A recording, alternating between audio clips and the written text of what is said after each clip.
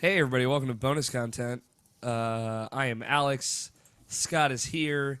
Nobshin is here.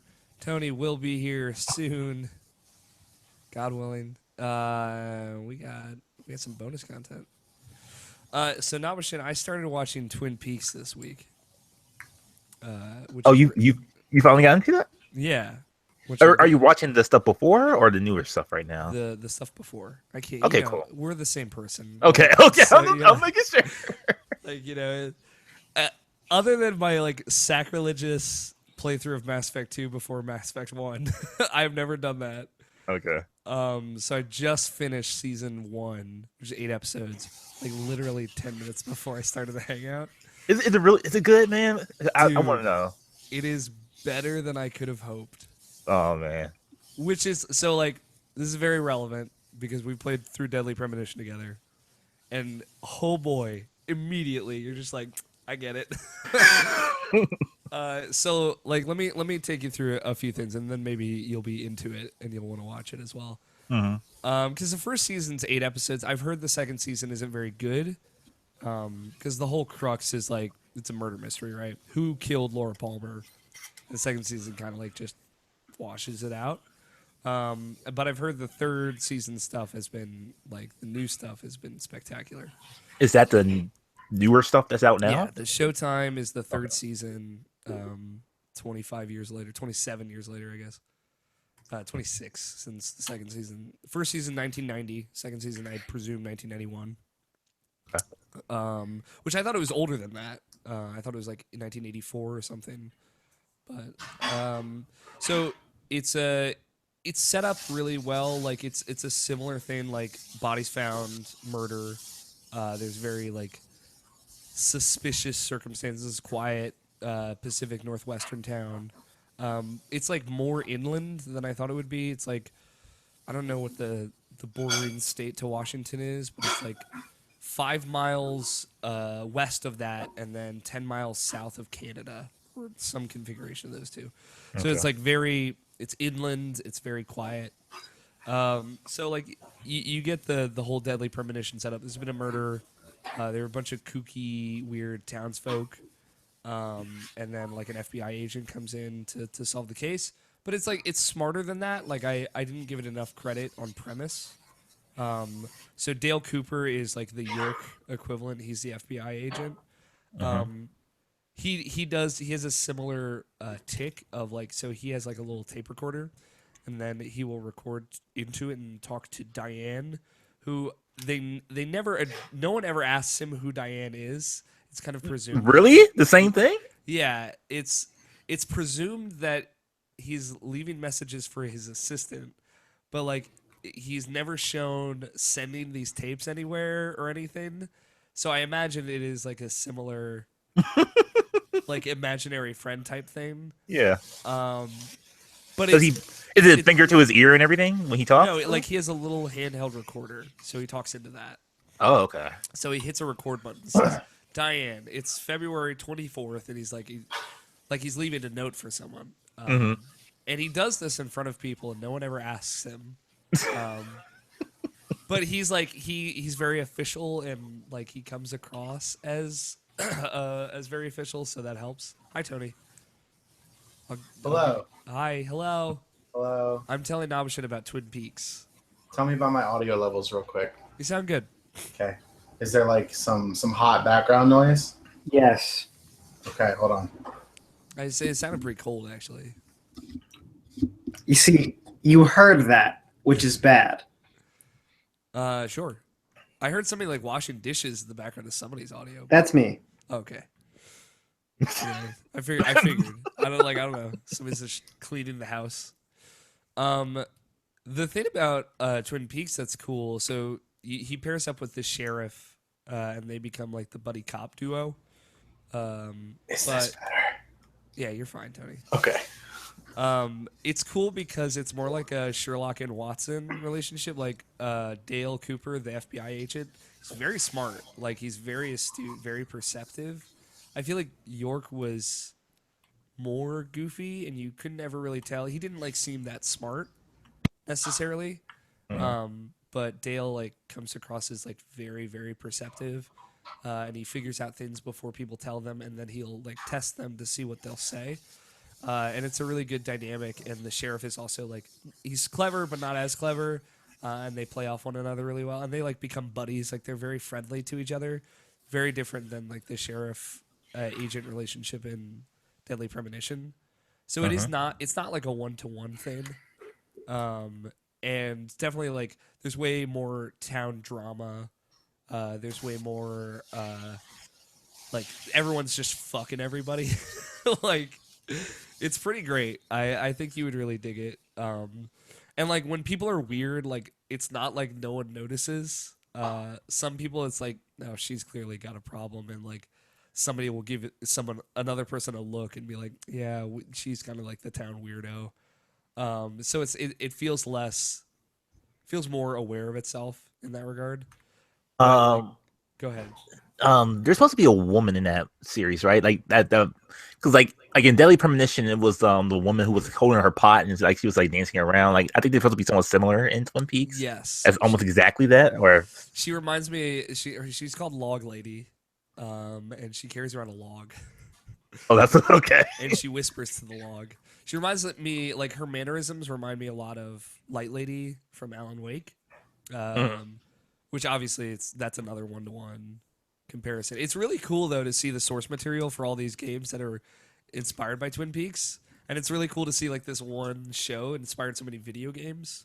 Like I know Twin Peaks is kind of, I don't know if it's the original small town mystery, but it's one of the more popular cultish ones. And I love small town mystery shows and like concepts, so it is really cool to see this one that just does it really, really well. Yeah, I love it, man. I'm like when it goes off the rails. Oh fuck, man!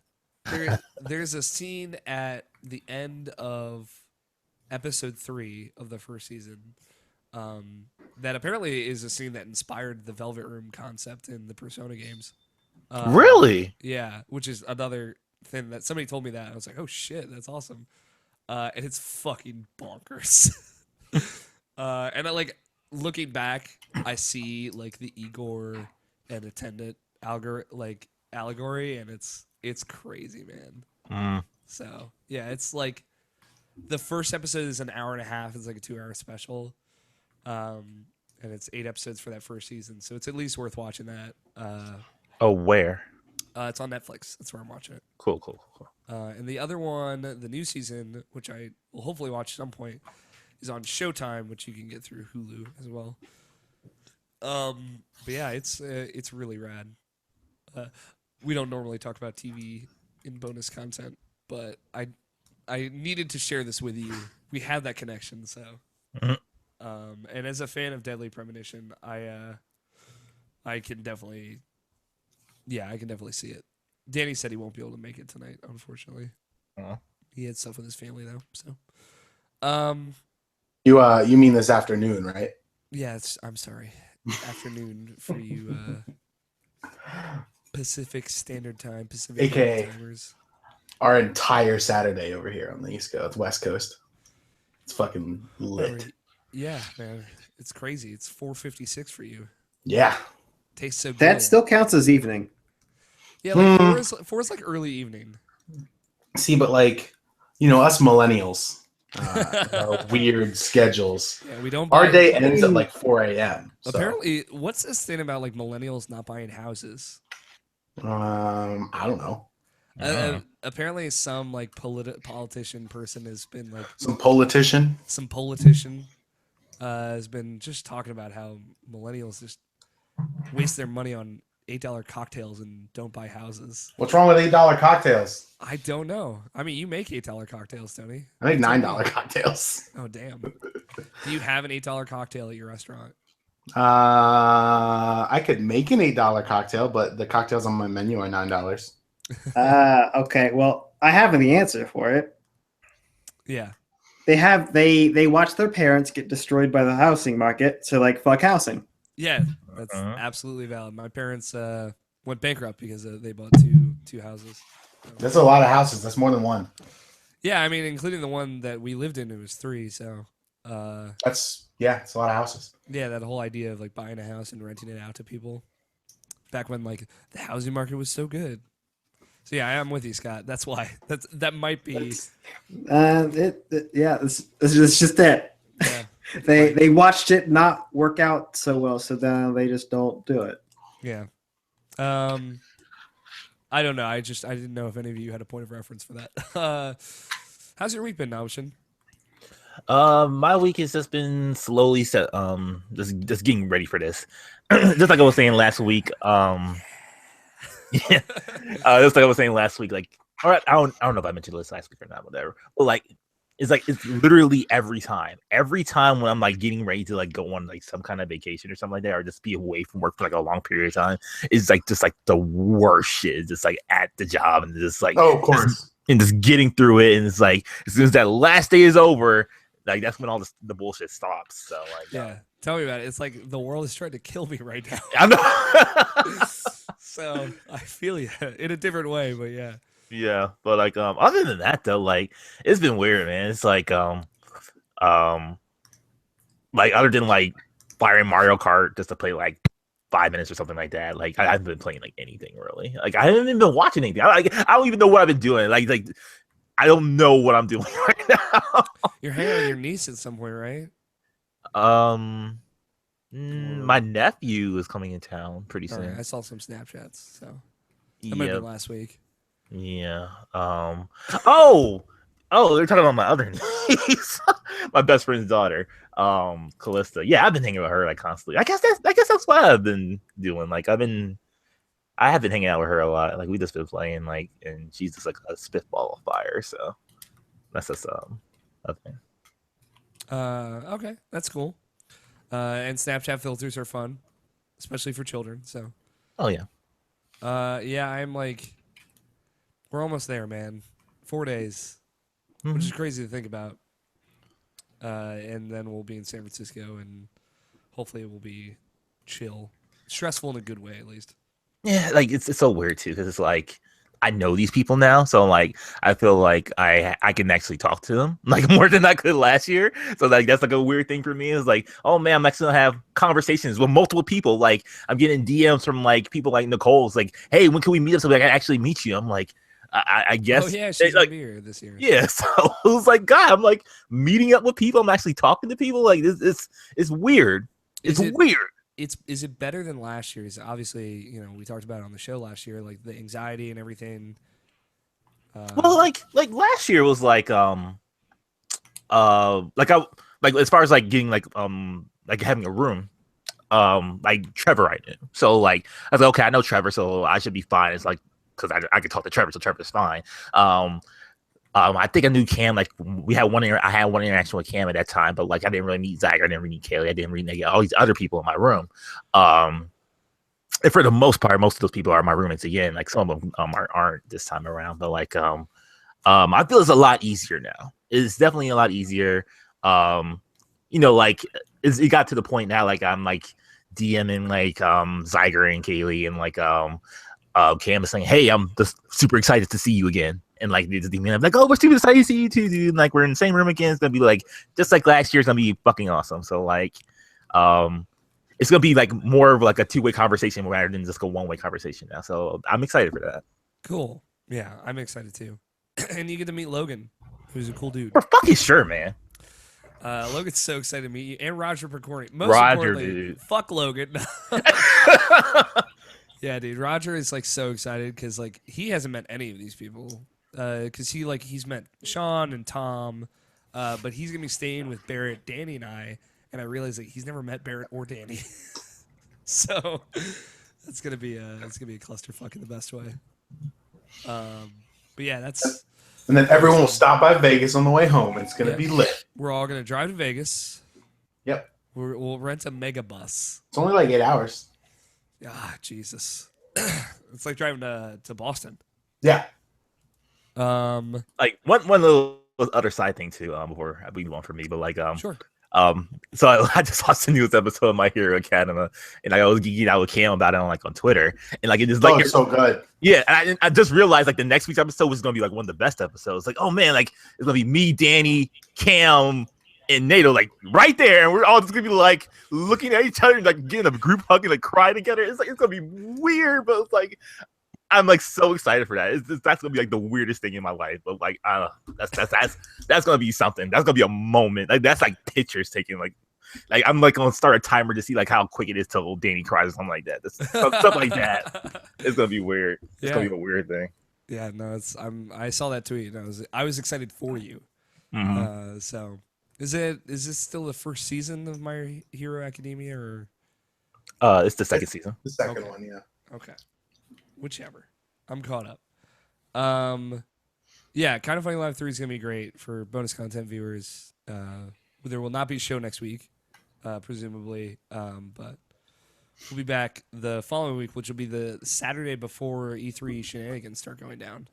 I'll release last week's show next week. Okay, and then this week's show in 3 weeks? What? Am I also doing this week's show? I could maybe edit this week's show. I can do it. In that case, I'll do last week's show this week and this week's show next week because I have suddenly got a lot of time when I had 0 last week. That's good. But yeah, I can help out if needed. I tried to communicate that on Twitter with the IP account. Oh, fair enough. But no worries. Just like catching the folks up on why I haven't been able to edit. Yeah. But yeah, it's man, I'm pretty stoked. It's cool hanging out with Tony last week though. Him and Scott and I did a lot of shenanigans. Yeah, it was fun. How's your week been, Tony? It's been very busy. I got on a plane after seeing you guys last week. I don't remember what we did post podcast pre-airplane. We went to dinner. We went to Chaps. Was that all after the podcast? Yeah, dude, that was Monday. Oh, so yeah, we went to Chaps and got some delicious pit beef, and then we went to dinner. Where did we go?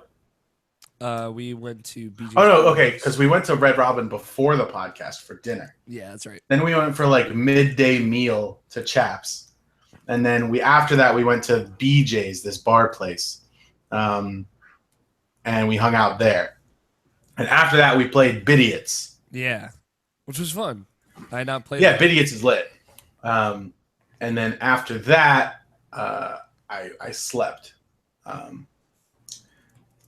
think that was pretty much it. And then the next day, I got up, and that was the day I was leaving, so I had to pack up a bunch of stuff. And then I got an email like, "Hey, make sure you're at the airport like really early today because there's way too many people there, and we don't want you to miss your flight." So I had to see if my dad could take me earlier than he had planned, but he was at work, so he couldn't get me over there. So I had to call an audible, and Scott came to my rescue and took me there early, which in the end turned out not to be necessary because when I went into BWI, I had to check my bag. So I went over to the place where you check your bag, and there was no one there. So I just walked right up to the counter, gave him my bag. Where in Las Vegas on the way to Maryland, that part, waiting in the line for that took me maybe like 45 minutes. Jeez. So I just walked right up to the counter, gave him my bag, and they checked it, and we were good to go. I also found out BWI is much nicer than I remember. Yeah, it's not bad. They changed a lot of stuff in there, like make it just like it's just a much nicer airport. The security checkpoints are also much nicer. So I went over to the security checkpoint, and there were 4 people in line there, instead of like 35 families at Las Vegas. So it took me 10 minutes total to get through security.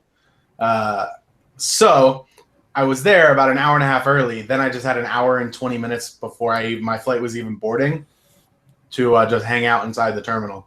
Play some Switch, man. Nah, I just kind of walked around and played Puzzle and Dragons on my phone. Then I got on the airplane, and on the airplane, it was actually a pretty nice flight. I played my Switch the entire time. I finished Zelda and got first place in like half of the circuits in Mario Kart, and then did a couple levels of Shovel Knight. And then I was there. So I got home, and the flight, like somehow we ended up getting back to the Las Vegas airport like an hour ahead of schedule. So I called Griffin and I was like, "Hey, I just landed." And he's like, "That's weird. You're supposed to not be here for another hour." I was like, "Yeah." So anyway, he came to pick me up while I was standing outside in the 100-degree evening weather in Las Vegas that day. It was pretty lit. It was weird because I left Baltimore and it was like 68 degrees, and I get back to Las Vegas and it's literally 100 degrees Fahrenheit. Yep. So, right. but like it's been about that temperature the entire week since then. But like within like plus or minus 10 degrees, and everything just feels the same. It's just hot, you know?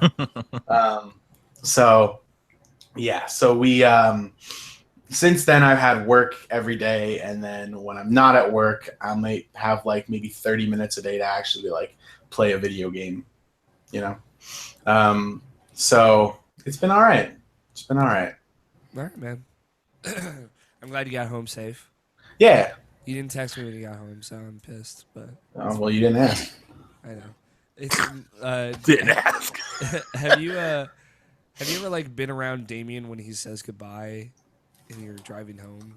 No. 'Cause he'll be like, "Text me when you get home." I'm like, "No, I'm not. You're not my mom." No.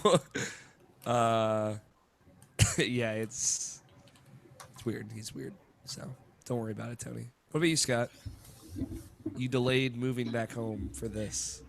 Yep, For us. pretty much. How special should we feel? You should feel like a pretty princess. I feel like a pretty princess. I think Scott's only here for me though, so sorry, Alex. Sorry, I'm used to it. But no. Most Scott of heard this that week Danny was. couldn't make it, so he's like, "I gotta be there." I had no idea Danny was coming on. Yeah, that's why that's what he wants you to think, so that he can use this excuse next week. Well, Danny was hopefully going to come on because we're doing predictions, but I just texted him and I said, "Hey, send in predictions if you can." So we'll see how that turns out. No, don't ask to be on bets instead. Yeah. Okay. We'll have him delay 2 weeks to the bets episode. I mean, we'll see. We'll try and get him on. You could probably just be on the bets episode. Yeah. I'll just yell at him. I'll just start screaming. Scott had very rigorous rules. People hear about bets versus predictions. Yeah. No E3 is in silly what, 3 predictions. weeks? It's in what is it? 3 weeks? Is it 2 weeks? It's a little over 2 weeks. Yeah, 2 weeks. So this week and then next week? Next week we are not doing a show, so the week after that, it'll be the night before the first E3 press conference that we record. Right. So we got essentially one more show. Yeah, that's when we're gonna do bets. Right. And they're gonna be fun. They're gonna be silly. I got some ideas now, Shin. I gotta bounce them off of you, but we'll be together soon, so that'll be easy. Gross. Anyway, how's your week, Scott? Pretty good. Most of this week has been the early part of it hanging out with you and Tony. Yeah. And then getting the house ready for us to live in the upper part of it again. Good. Is it looking good? Is it looking disgusting? It's looking pretty good. Okay. And most of everything's finished. Now it's unpacking shit from boxes. No, I'm sorry that I And, forgot. But what cleaning things. happened in the first place? Okay. So kitchen sink has a pipe and it broke. Okay. I'm curious how this equates to the top floor of your house no longer being livable. It's not that, it's that it caused the kitchen floors to warp. So the kitchen had to be redone essentially. I see. So getting the children. So like the whole house. middle floor of your house. So the whole middle floor of the house. Because before we tore up the basement and then we were like, oh, well, we also not going to have a kitchen in the upstairs. So we should probably get the kitchen done first and live out of the basement. Because we have a small area down there that can kind of function as a kitchen. Yeah. Put a stream down there, I remember. Yeah. Oh, good. I'm glad you remember the important stuff. Yeah, that's like the only thing that's functional. So, to be fair. Now there's a fridge and a dishwasher down there too. Yeah. And a sink. Yeah. I do want to. I don't mean to interrupt you, Scott, but I do want to establish that Tony did text just myself and Scott saying I'm home. Plane didn't crash about 3 minutes ago. I mean, then you asked, so that's You're what right. you get. No, I did. So I just want to. I want to establish that did happen mid show. Thank you. All that's right. So that they had a choice between doing the basement first, or the kitchen first. They said, "All right, we're going to do the kitchen first." So while the basement was all torn up, they decided to go ahead and remove the kitchen and that entire floor out of the house. Okay, that's the whole middle of the house they took out. Pretty much, not the walls, but like everything in it, Okay. I was gonna say, like, including the floorboards. How did they keep the top floor up? Well, there's support structures in a house, Tony. Let me tell you. Well, Scott said the whole middle floor. Let me tell you about beams. Yeah, I did say not the walls and stuff. Look, dude, Just I everything. think I know more about laser beams than you do. All right, Puzzle Dragons has taught me well. Beam Microsoft streaming service. Come on, get on brand. Johnny Anderson would be so proud of me right now. Continue, Scott. So while that was happening, I went ahead and I moved out. Yeah. And hang out with Will. It took around, what, 2.5 months? Something like that. How for much Dota does Will play on a weekly basis? Next to 0. Oh, really? Really? Surprised. Yeah, they changed the game, so it's a lot Path less of fun. Damn. None? Sick. What is he playing now? He moved between a bunch of games, played Overwatch for a while, and then he Diablo realized, 3. Yeah. oh, hey, I'm too good for Overwatch. Ha. All right. The Scott Guthier mentality. I gotcha. Well, I mean, it's kind of true. You haven't played with him and his friend in these kinds of games yet. No, I'm too So- afraid to because you hype him up so much. Has he ever been in top 500? Well, I mean, like, Tony, you remember how good the other guy was at Dota, right? I mean, he was okay. Damn. I Sad. met a lot of Will's friends that played Dota. I might not remember specifically the guy that you're referring to. The 7K one. That guy was real good. Okay. That guy will I would play a game. I'd play a game with that guy, and he would win the game by himself. Yeah. So, okay, just that into every first-person shooter, Okay. and Will 2 this time. Okay. So, what game is he currently number 1 in the world at? Currently they're climbing CS:GO. Okay, that's fair. Oh, That's okay, a that's- solid game for him to direct that type of skill in. Yeah. Because Yeah. before he How went many from Call knife of Duty. skins does he Hmm? have? How many knife skins does he have? I don't think he cares. He's got a lot, but he doesn't give a I've heard shit. that there are like multiple $100 knife skins in that game. I do so. want to establish, because we do have a lot of new listeners since we reestablished who Will Guthier is. This is Scott's older brother. Scott's older brother. That we're Right. I talking almost lived with this guy before I left Maryland. I like So- Scott. I like that you hype up your older brother. Like kids on the playground will hype up their dads. Like my older brother could beat you in video games. Yeah, he's so good. My dad could kill your dad. I just know from experience. No, I do too. Like I played video games with Will, and he's Oh, Alex, I'm pretty sure my dad could kill you your played dad. Smash with Will, and then you stopped wanting to come over my house. yeah, it's very true. Will's like, I'm gonna play Ganondorf and just like lol troll you. I'm like, Jesus Dude, Christ! I wish I Scott, remembered Will, and what I fun all was play like. Ganondorf. Let's go. I know. But yeah, no, that's actually what happened when the new Smash came out. Yeah, Smash I U. know. We're like, what's the dumbest character to be good at? What's the most embarrassing character to lose against? The fucking big Ganondorf. slow hulking asshole. Yeah, dude. When he hits you with that Ganondorf. Ganon punch. Ganon something. You actually get hit by it. It's really funny. It is So really funny. funny. It's impressive, but like not in a good way. It's impressive how bad you have to be in the game. But yeah, no, he really only has 2 specialties, 3 nowadays, because he wasn't ever that great at MOBA games. It was the other guy. It was his friend. Yeah. Yeah, I mean, I could kill Will in Dota. Damn. And it's normally just fighting games. Is Will played PlayerUnknown's Battlegrounds? No. He He thinks should. it's cool. Yeah. Yeah, kind of want him on my team. Yeah, we should play with Will. I talked to Nato Johnson recently. He's like, yeah, Scott said maybe we could play PlayerUnknown Battlegrounds this week, and I'm here playing Mario Kart with you. I'm like, I mean, by the Scott's way- never gonna talk to you ever again. By the way, Yeah. Alex, Yes. you're a fucking traitor.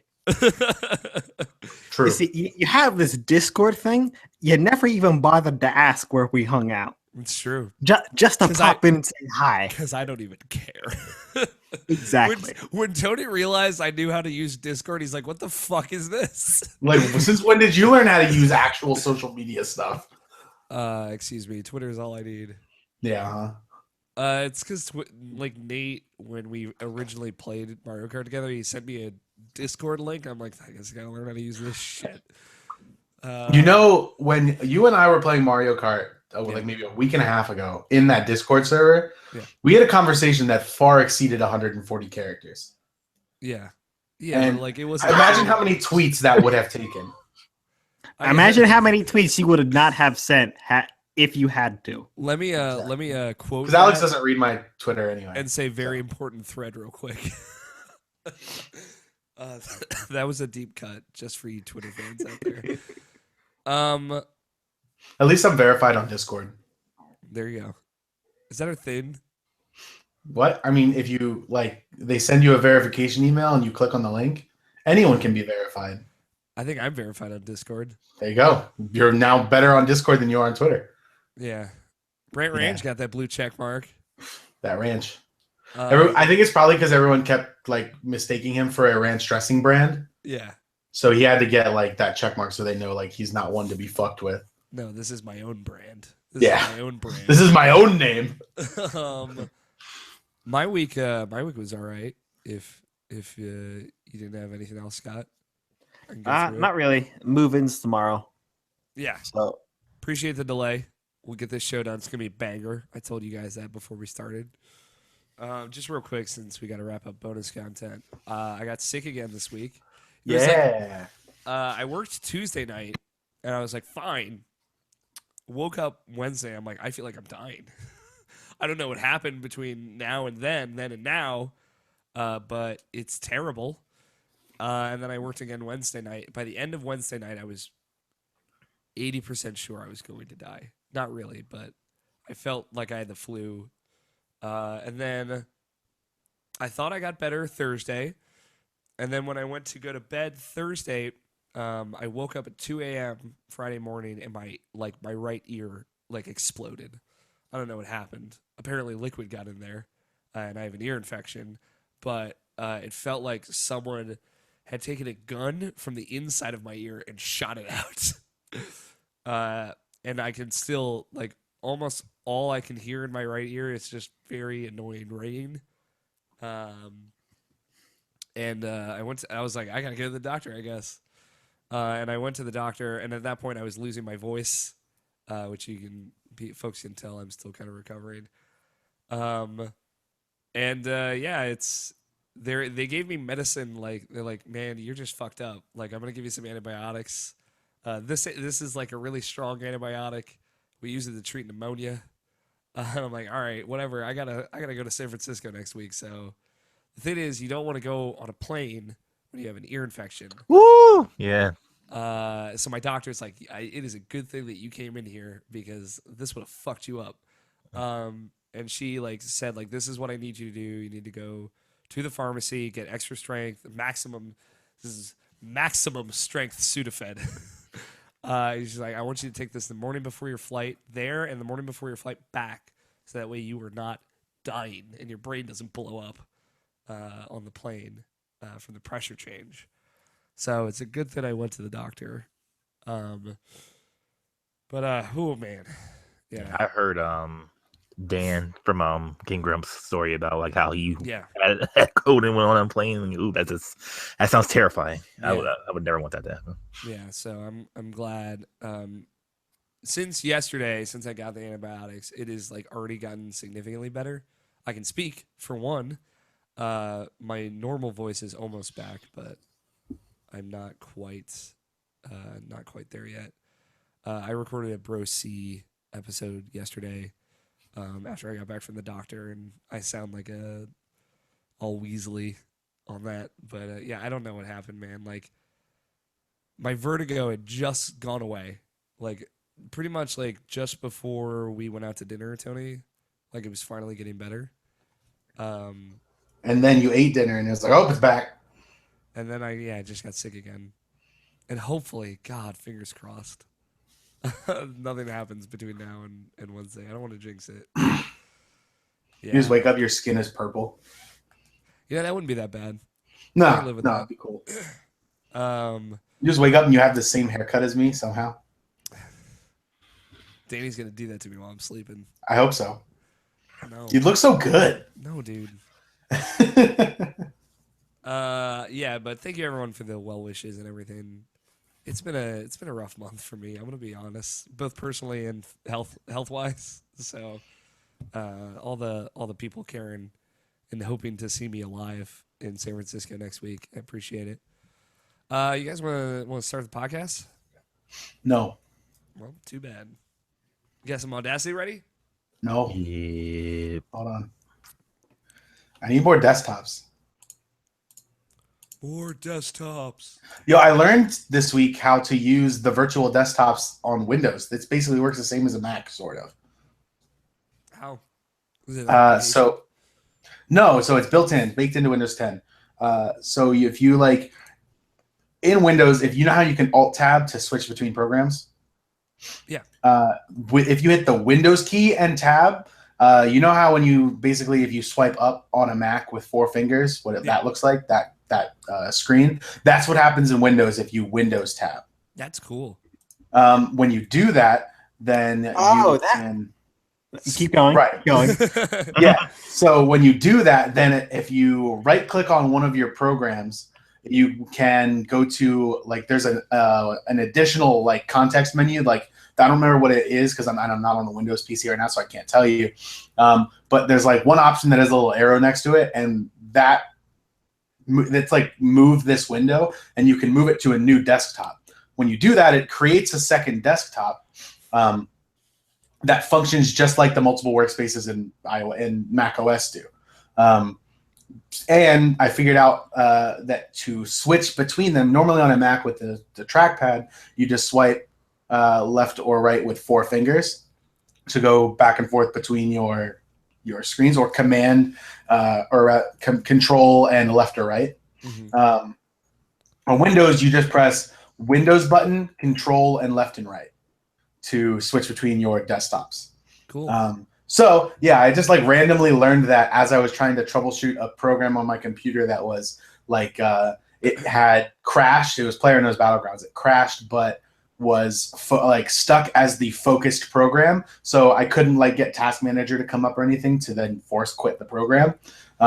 So I figured out that I could do it this way by moving that crashed program into a new desktop, switching back to the old desktop, and then closing it through Task Manager. Scott was in the Discord as I like figured that out, and he heard me like freak out, like, "Oh my god, I learned how to do this thing," which is cool. was cool for me because like as like So that's basically what you're talking about. a Windows as a Windows power user for at least 8 years. When I find out something new like that like is something that I wanted Windows to be able to do for forever, it's super cool. So You were able to do something similar. It wasn't as good, but you could. I remember being able to have multiple desktops, but it being very, very clunky in seven. yeah, I like it because it turned seems to work well. It's only in Windows 9. There's Alex. That was The dead son. That was a good job. Rest in peace. Hey, could you send me your Windows 9 ROM? I need to start using that. You need to bury it. You need to bury it. Can we start? But yeah, no, it was made a lot better in Windows 8, which I skipped. We both skipped that, I'm pretty sure. I had 8, but I didn't have it on my on my laptop. The computers in my house had it. Anyway, we can start the show. But I wanted to touch on that because I thought it was cool. Okay. And Let's do it. let's do it. On one, guys. Scott, you're good, right? 1 second. Okay. You Yeah, ever wonder why can like feel it. Microsoft hasn't just baked in like the trackpad stuff that Apple does? I don't know. It's because all the Apple. trackpads. Well, yeah, Apple has what allows most multi-touch things to work. Apple has it locked in. Oh yeah. Yeah. That kind of sucks, but oh well. I'll lock you in, Scott. Gross. No, All right, 5, 4. All right, so Scott's not ready. Jeez. no, I Scott, said I you're was. ready, right? See, Okay. I'm ahead of you, O'Neill. I'm sorry. On one. 5, 4, 3, 2, 1. We did it. Oh yeah. All No, right. what, did we do it? Did we now? See, now you're questioning it. Now I don't know anything. I'm lost. Did I do good on the news, Nabishin? Yeah, you got everything on there. I feel like I did a good thing this week. So I woke up at 6 this morning because. So fun thing, one more little bit of bonus content. My doctor gave me this antibiotic. She's like, it's got some really bad side effects. I just want to let you know. I'm like, all right. And you're like, cool. Give me the side effects. I mean, like I'm What in a lot of, extra side effects? I'm curious. I'll get there. But I was in enough Random pain. erections. Yeah, very random, very ferocious erections. I was in enough pain where I was like, I like literally don't care. Like my ear was it was in so much pain. She's like, so it might make it hard to sleep at night, and I was like, you got no idea. She's like, so it'll cause insomnia. I'm like, I already got insomnia, so we're cool. Like I'm good. Maybe you'll give me like maybe they'll cancel out and then I will lose insomnia. Yeah, the best part is she looked at me. She's like, well, I guess that's all right then. I guess I can't help you with that. She's like, and the other one is if you take it when you haven't eaten anything, it'll make your stomach really upset. So make sure you eat something when you take it, and after that, it might make you really really hungry. And I'm like, I got that too. So like we're good. So yeah, it's I did that once. I believe I told you about it too. yeah, man. So it's it's a very strong antibiotic, but does the trick. I will still be taking it while I'm in San Francisco though. So hopefully I'll be better by the time I leave. Let's get cracking. Let me do my regular inhaler. Turns out I have a lot of predictions on Microsoft. Ooh, I don't have a lot of predictions for Microsoft. I can barely think of any for Nintendo. Yeah, I don't know Nintendo's why. fine. I have one for them, which is what you'd expect. So I was gonna predict Monster Hunter, but that happened. Yeah, that was my only one. yeah.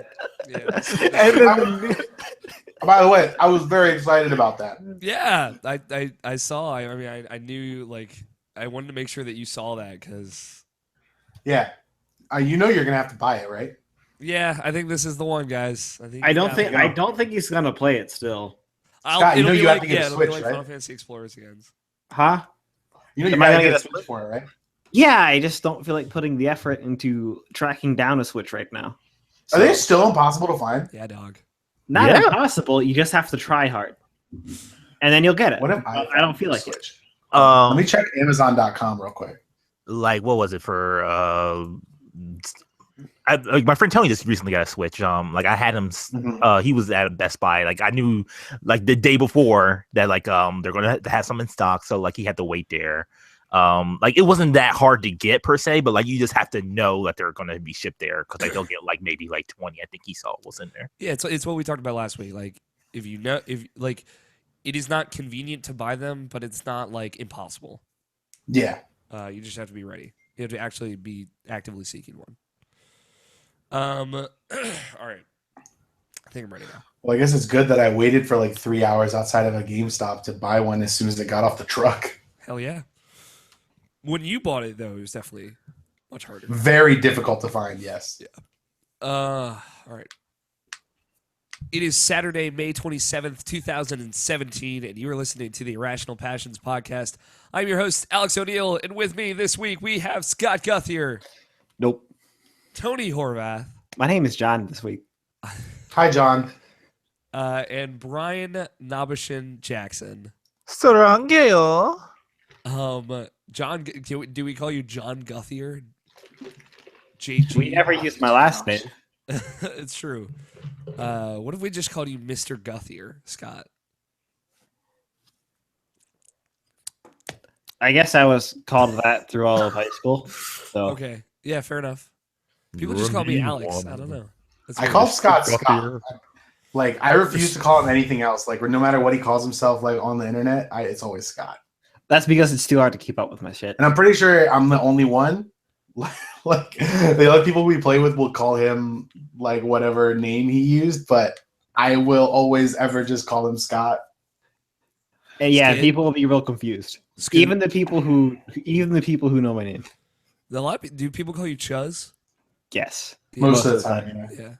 Makes sense. Yeah, I mean, it's better than his League of Legends name from back in the day, but Famisi. That's right. Oh, dude, I remember when we would play together too, and like people would say, "But for me, what the fuck is this?" That was the best part. Yeah, dude. Listen, Irrational Passions podcast episode 330 is gonna be a banger. If we charge for this show, it would be worth the $1. I promise you. It's a Tim Geddes guarantee right there. First thing, I am a little under the weather, so I apologize that my sweet and sultry voice is not up to par this week. But don't worry, we are taking next week off. Namish and I will be in San Francisco, hanging out, chatting with some Irrational Passions fans, hopefully, hugging. A lot of hugs will be had. So if you're going to be in San Francisco for Kind of Funny Live 3, or if you live in San Francisco, I don't know, if you're going to be hanging out in San Francisco the weekend of June 3rd, come say hi to Namish and I. And we will hug you. No podcast, but don't worry, we'll make up for it the week after, which will be the Saturday just before E3 starts. This week we're going to be doing some E3 predictions. That's part of the banger, I promise. We got some predictions from some listeners. Got some predictions from some Irrational Passions writers. We got a lot of predictions. We got a lot of news. And we got, So here's the thing. we got a stack. There will not be a show next week. However, Yeah. there will be a video that posts to Irrational Passions YouTube channel Is this of the week?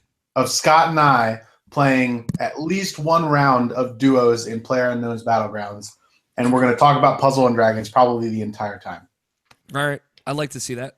Yep. So that will post on Tuesday of next week in lieu of a normal podcast. So I guess Tuesday of The following week. the following week. All right. I can dig it. Might be 2 rounds. Might be Maybe 2 2 rounds. Okay. Might be 10. Who knows? Maybe it'll be a 5-hour video. Well, no, we just It's in lose a parody lot. with the podcast at that point, so. Yeah.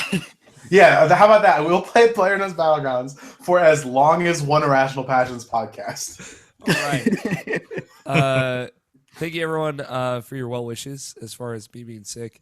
Thank you, everyone who wrote in predictions. If you're watching live, remember you can watch us in Google Hangout form on YouTube, youtube.com/Irrational Passions.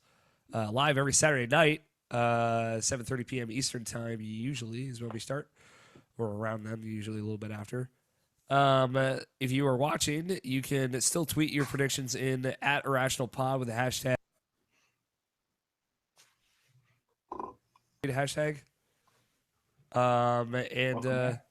We'll read them. Still, it's not too late. If you didn't do it, then you messed up. You're too late. You fucked up. We got some housekeeping to go through real quick. Guess what's back? Monthly Passions podcast. I'm glad you guessed correctly. Jared Green sat down with Ashley Parrish, and they talked about Mass Effect Andromeda. Good talk. Little late to the party, but it does not matter. Current Option. It's a good talk. I've not listened to it yet, but I'm excited to. So go check that out. You can listen to it at IrrationalPassions.com. Obviously, Monthly Passions podcast. Hopefully, back with a vengeance. Subscribe to that RSS feed. And Emily is Away 2 came out yesterday, Friday. And Logan's review went up yesterday, Friday. And he liked it quite a bit. What I love about his review is it is like a story. Reads like a story. Obviously, I talk a lot about Logan Wilkinson and his writing style of kind of narrative visualization. Man, is a very good review. You should read it. I was very impressed. Thank you to George Cruz for helping get that review posted on time on embargo as well. Appreciate that. But you should go check those two things out. The podcast is not up yet. We're still figuring it out. I don't have a computer to edit. Tony's working on it. Don't worry. He's the man. Trust him. I trust you implicitly, Tony. Don't worry. There'll be some dirty rap beat in the middle of the show. It's going to be fine. Okay. Is it going to be wet? No, dirty this time. Okay. Are you going to do your intro again? I don't know if I have the audio file for that anymore. I feel like I couldn't do it justice doing it a second time, but if I can find it, I will do it. And I think somewhere in there it says like when Alex decides not to edit the podcast for no reason whatsoever, I'll change that. I'll just insert because his computer's broken in there. And we'll figure it out. It'll be good. Don't worry. There'll be some dumb shit in that show. All right. In this show, possibly. No, there'll be zero dumb shit in this show. Okay. Because this is the show that Alex O'Neill has branded a banger. So yeah, this one's gonna be a banger, you guys. This one will have a wet beat, as opposed to the first show that I edited, which had a fat beat. Got it. I thought we agreed that it would be a dirty beat. You know, I brought a hair dryer to dry it out in case it got wet. No, last week's dirty. Next week's wet. Next week's wet. And 4 months ago is fat. PHAT. PHAT. All right. Let's how about you guys do you want to talk about some video games? Real quick, I have a question. Sure. Give me a status update on the Persona 5 spoiler cast. Presumably we will record it when I have a functioning computer again. Okay. So I can't borrow this computer well, I will have this computer for a little while. It'll probably get me through. Shit, I mean, I could do it tomorrow. I can't. All right, well, fair. But soon, hopefully, we should see if I'd rather do it when we get back from San Francisco. All right. So if that works for you, forward to that. Yeah, I mean, mostly I was just curious where that was at in your headspace. It's happening. That's where it's at. Well, I knew that. Motherfuckers, it's going down. Let's talk about some video games. Video games. Scott, what you been playing, buddy? I've kind of been out of the house most this week, so it's been some Zelda and some PlayerUnknown only this week. Okay. Unfortunately, no Flint Hook progress. Damn. I didn't play any Flint Hook this week. That's right. I don't think I talked about Flint Hook last week. You did? I got to the second boss. I almost beat him. I did too. I got to him with like 40 health. I got to him with like full health and then I died. So. Okay, so here's a tip for practice. Yeah. Get used to using time slew routinely in battle. Okay. I'm bad at that. Yeah, I know I was too. Yeah. But when you start using it to try and shoot the boss when you have to go over top of his head, it'll help you not get killed immensely. Got it. Yeah. Because there was 3 times where I was fighting the boss where I didn't know about the damage what was going to happen beforehand, so I just got hit. Yeah. And then that last one, he threw it down, so where I was landing, I could not get out of it in time because I didn't have any movement. To help our listeners visualize, the boss is he's a Birdman, Harvey Birdman, attorney at law, in he's like a football shaped ship, and you have to kind of go under it to weaken it, and then have him pop up, and then go over it where there's no platform to stand on, and shoot him while you're like hooking back and forth between like the top left and right corner. Correct. And that's how you do damage to him. But he's like shooting missiles at you the whole Right. time. It's a good fight.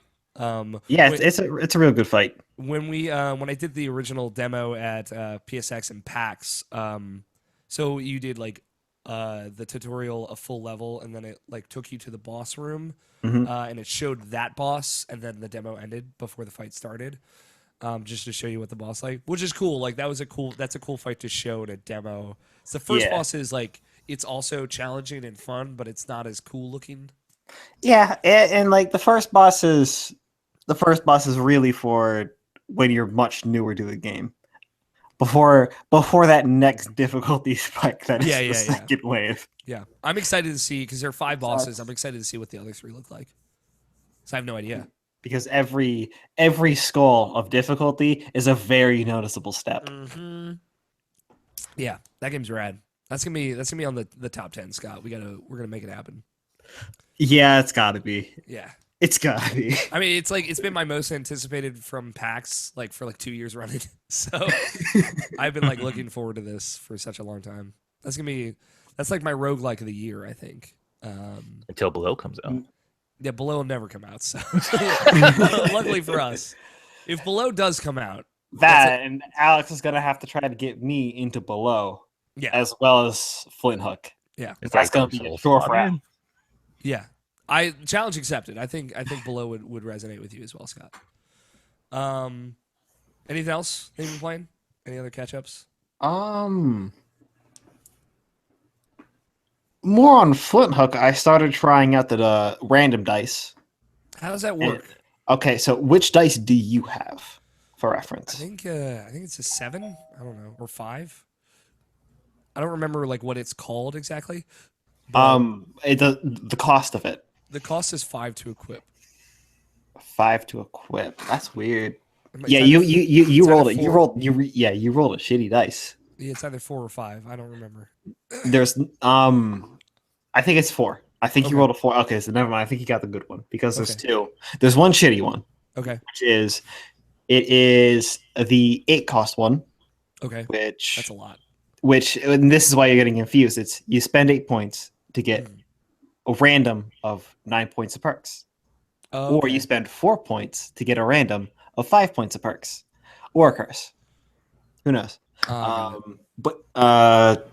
So how this works is you equipped it, and it's essentially taking an extra perk up slot that you normally wouldn't be able to get. yeah. Okay. Why you got the better one is because just think of the ratio. 4 Yeah. to 5 is a much bigger step. Or if you equip 4 twice, you spend 8 points to get 10 Yeah. points instead of 9. Yeah. Anyway, that's why. So basically, how that works is you just roll random perks that could cost up to that amount, Okay. Yeah. or you get a curse, Yeah. I mean, and then it kind of sucks. But roll the dice. Does it change every level, or is it? it doesn't change every level. It's set by the run. Got it. Okay. I haven't given it a shot yet because I'm just too nervous to. But there's still configurations of perks that I haven't played with yet. Because of how I want to say small the actual perks, how small a part that perks play into the system is. Because you don't get a lot to work with them. Yeah. Okay. You are expected instead to because of how limited your perk pool is. You can't pick a whole loadout to do a whole bunch. You're pretty much relying on the perks you get while you're in the run. Yeah. They're the most substantial, especially like when you have like 4 or 5 levels to go through. Mm-hmm. So makes sense. You get a lot. I don't know about you, but I feel like I get a lot of gold in any run though. I'm set up to get a lot of gold Yeah. and not spend it because the way I set up my characters, I set myself up that way so I can speed through it Okay. to in turn get more gold so I can buy whatever I want. And then I take the levels that instead give me gold where I can allow me to spend it. Yeah. Yeah. So by the end of my runs, I'm either don't have any problems with health or I'm decked out with a shit ton of perks. Yeah, I'm usually like decked out, and it's pretty cool. It's a good feeling. Yeah. It just feels bad when you get the bouncy perk in the shops like 3 times. Yeah, very true. Cool, man. Anything else? Played some more Zelda. Yeah. I have essentially tonight to try and fight Ganon, which is fine because I only have one more shrine to find. Okay. You gonna do it And, Only and one? then one Nice. to get the Master Sword? to get the Master Sword. And then I just walk up to Ganon, kick his ass. Maybe. Yeah. Fuck Ganon. You got this, Scott. How you I mean, feeling I'm- about it? Like, you feel like it's almost over, or are you like, man, I don't want it to end? Like, how you just It feels like I'm halfway done. And then I'm not going to be able to play anymore. But That's a bummer. but Would you want to play if you could? it would be here's the thing, I wouldn't really miss it. Okay. But I wouldn't at the same time minded. I wouldn't mind it. Okay. Well, let me tell you about the season pass and Nintendo has. So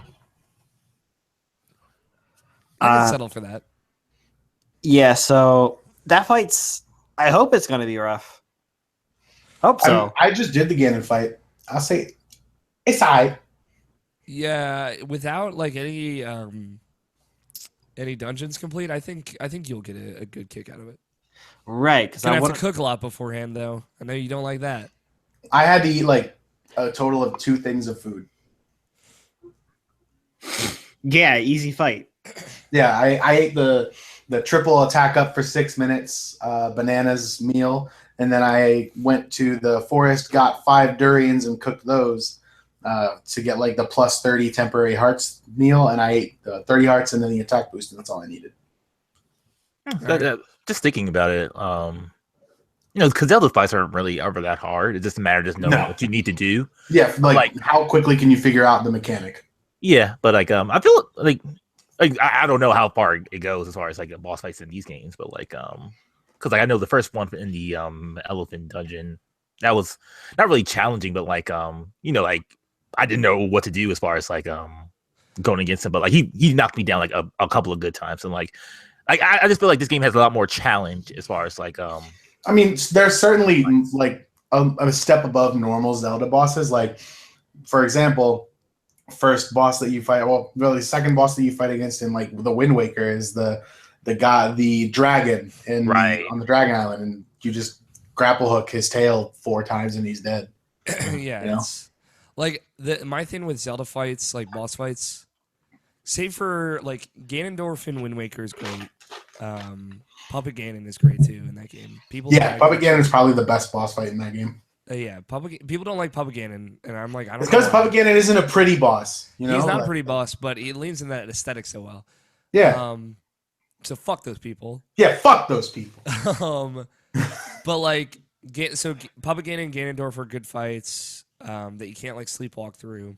And Ganondorf in Twilight Princess is pretty good, although it's like a little bit easier than that Ganondorf fight in Wind Waker.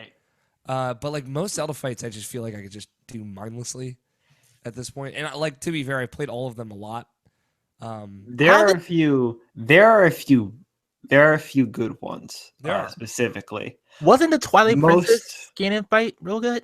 I The can't remember. last boss in Skyward Sword was also pretty good. Yes, yeah. Skyward Sword actually has some good boss fights. I mean, I don't like Yeah, the like control the motion. entire of the like boss. ending sequence for Skyward Sword, the fights were good. Yeah, they're good. Yeah, they're real good. Yeah. So there's those. Majora's Mask has 2 that stand out, at least in the non-HD version. Yeah, Majora's Mask. The has good first ones. one because who likes to be Deku Kid? Slash the fuck out of him with your sword and Yeah. deal with him that way, Yeah, and that's a lot of fun. And then the last fight stands out. yes, yeah, The water fight's hard. yeah. It is. It It's tense too. Like that water fight is tense. Right. That water fight's pretty hard. There are ways you can kind of cheese it. Mm-hmm. but it's at the same time. Every time you go into that water, Yeah, man. you're kind of shitting bricks. Butt cheeks are clenched. Yeah, it's like that fight specifically, the water fight So in Major. that entire game has a good sequence of boss fights. The only one that's lackluster there would be the one where you got to roll around, because it's Yeah. like, oh man, now you got to catch the guy. It's kind of like a race. It's cool. It's a cool idea, but it is a little tedious. Mhm. And then you're just like rolling into his butt crack, like when he knocks over, and you're just like hitting. I mean, I'm him into over and over again. Like for me, I guess like the strongest allegory for boss fights in Breath of the Wild is Majora's Mask, because there's five major ones. Mhm. So there's four dungeons in both those games. But like the thing is, the Breath of the Wild boss fights don't really have a mechanic to them. They're more like you can you can brute force totally can. and there are mechanics to them, but they're hidden much better. So like when I discovered them I only think I figured them out in like 2 of the fights. The other ones I kind of brute forced. Would you like to know my strategy for 90% of all of the bosses in that game? Hit him with my sword. Hit him with my sword. Savage Lionel bow and bomb arrows. Yeah, that'll fuck anything with up. an attack boost food item. That just literally like 3 bomb arrows for 1 bomb arrow with the attack boost. You do like maybe an eighth of their health bar every time you shoot your bow. Yeah, it's crazy. And like, I didn't want to really cheese any of them. And I had fun doing it. Like Thunderblight Ganon in Breath of the Wild was the only one where I was having a lot of trouble. And I think that he's the one that requires a mechanic, though. Yeah, that I had to figure out the mechanic for, and it's a good mechanic. I think it's actually really clever. It was a little finicky to get to work, but yes, I agree. Yeah. So like, the fighting the bosses in Breath of the Wild is just like fighting like the world. It is something that you can brute force or something you can figure out. Right. I think that works. It doesn't work as well. Like I understand why people don't like the boss fights. I liked them. I'm talking specifically about Ganon. though. Ganon himself is like, it's just like a hard fight, and it's not as, to me it wasn't as hard. No, I didn't think it was that hard either. A Lionel or something like that, like something that like happened in the world. Lionel's harder than Ganon. I mean, like, not for me at this point, but like the fight with Ganon is specific and it's epic, and there are a lot of different things you can do in it, and I liked that. So. Yeah, but you're also coming like this is the thing though. That fight is made easier by tackling the other 4 bosses. Yeah, and I'm pretty sure that there are things that are taken care of for you because you've gone and done them. Like the fight itself is the same. Yeah, I mean, I can tell you what happens when you have all 4. It's not a super big spoiler. Yeah, I mean, like, I would rather not, just because I know, for example, Cameron Abbott is watching and he doesn't want to know. That's fair. I would rather not like just throw it out there because I think it's a better thing to discover. But like the fight itself doesn't change. Ask me later, Scott, if you want to know. It's just different. Yeah, you. I think like there is certainly a degree of difficulty that you do not experience by not doing the 4, or by doing the 4 dungeons before you fight the boss, but it's a little bit different than how you would expect it to be. Yeah. So it's still good. Like either way, I think. Right. No, I'm not thinking it's like walking up to a Majora with the Fierce Deities mask kind of a difference. I'm expecting a similar result, but not in the same way. Yeah, I think it's different than what you would expect. But I'm thinking that's why I want to do it though. Yeah, no, I think you'll get a kick out of like doing it the brute force way. I'm excited to hear. Maybe we'll talk about it next week. Mm-hmm. No, we won't. True. Maybe Scott and I will talk about it. Not recorded next week. Okay. Yeah, it'll probably take that long. all right. Is that all you got, Scott? Yep, that's all I got. What you got, Tony? What you been playing? So I played basically the stuff that I played on the plane and PlayerUnknown's Battlegrounds. I finished Zelda, which we just talked about. Had you not finished that yet? No, my Zelda save, it was just standing at the very beginning of the lizard divine beast. So I started up Zelda, finished that divine beast, and then went and killed Ganon. How do you feel about it now that you finished it? It's okay. It was a good Zelda game. But there are a couple things that like kind of went on a little bit too long for me. Okay. Is that your fault though? No. I know. I mean, silly. But in general, I thought it was a good game. Okay. I enjoyed the time that I spent playing it, and when they patch in like hard mode and stuff, I will probably play that because that I feel like I would get more enjoyment out of the game if it were more punishing than it was already. Because by the end of the game, I was basically like strong enough that, like I said, most bosses just died to one thing. I didn't really have to worry about all that. I had so few hearts because I could just have 30 temporary ones whenever I wanted, just to have the maximum amount of stamina, and I didn't feel the need to continue doing shrines to make my character stronger. But aside from that, the exploration, the emergent gameplay from what you find through exploration, and just the scope of the world and the things you can do in it, with just the addition of a climbing mechanic, were very cool. So there's that. I enjoyed a lot of the side quest stuff. I ended up like almost completely rebuilding this town that you can rebuild, but then it needed like 80 things of wood, and I was like, fuck this. Yeah, I that's what I heard. But like, I do not want to sit around and put bombs and get it next to trees for 2 hours. I just use a Master Sword, man. Cut that shit down. Then your Master Sword dies. Yeah, like who cares? Then you have to wait. Oh god, dude, you gotta get with them pro strats. You bomb the trees in a way that all the logs roll into each other, and then you just bomb the one pile. I mean, I feel like that would take the amount of planning that would take to execute is more time consumed than just bomb next to a tree to blow it up, and then bomb next to a tree to turn it into logs. I mean, like, why are you farming logs again? There is a side quest that you need a total of like 150 logs for. Oh, okay, yeah. You see,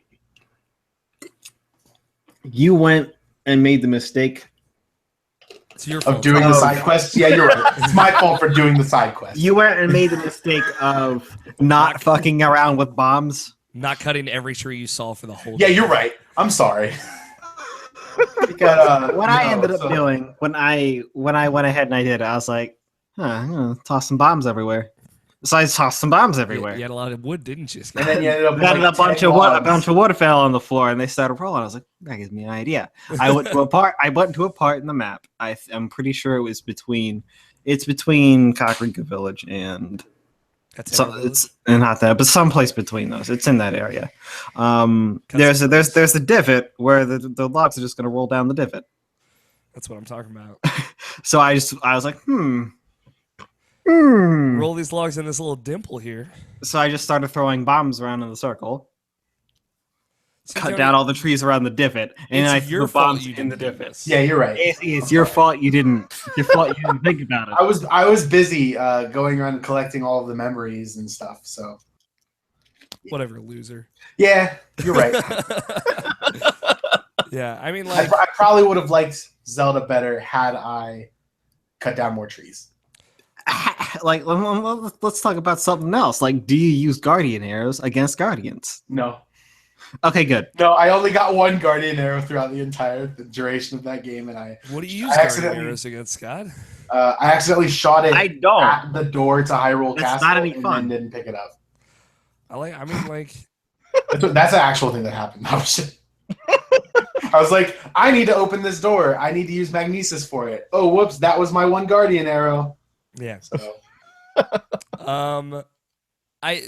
Part of me, I feel like I'd be remiss if I didn't voice it. Part of me is sad that none of you guys like it as much as me.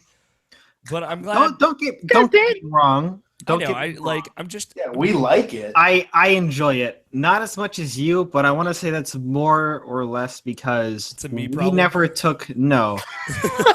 Yeah, it's a we never Alex problem. we never took a break from these kinds of games. Yeah.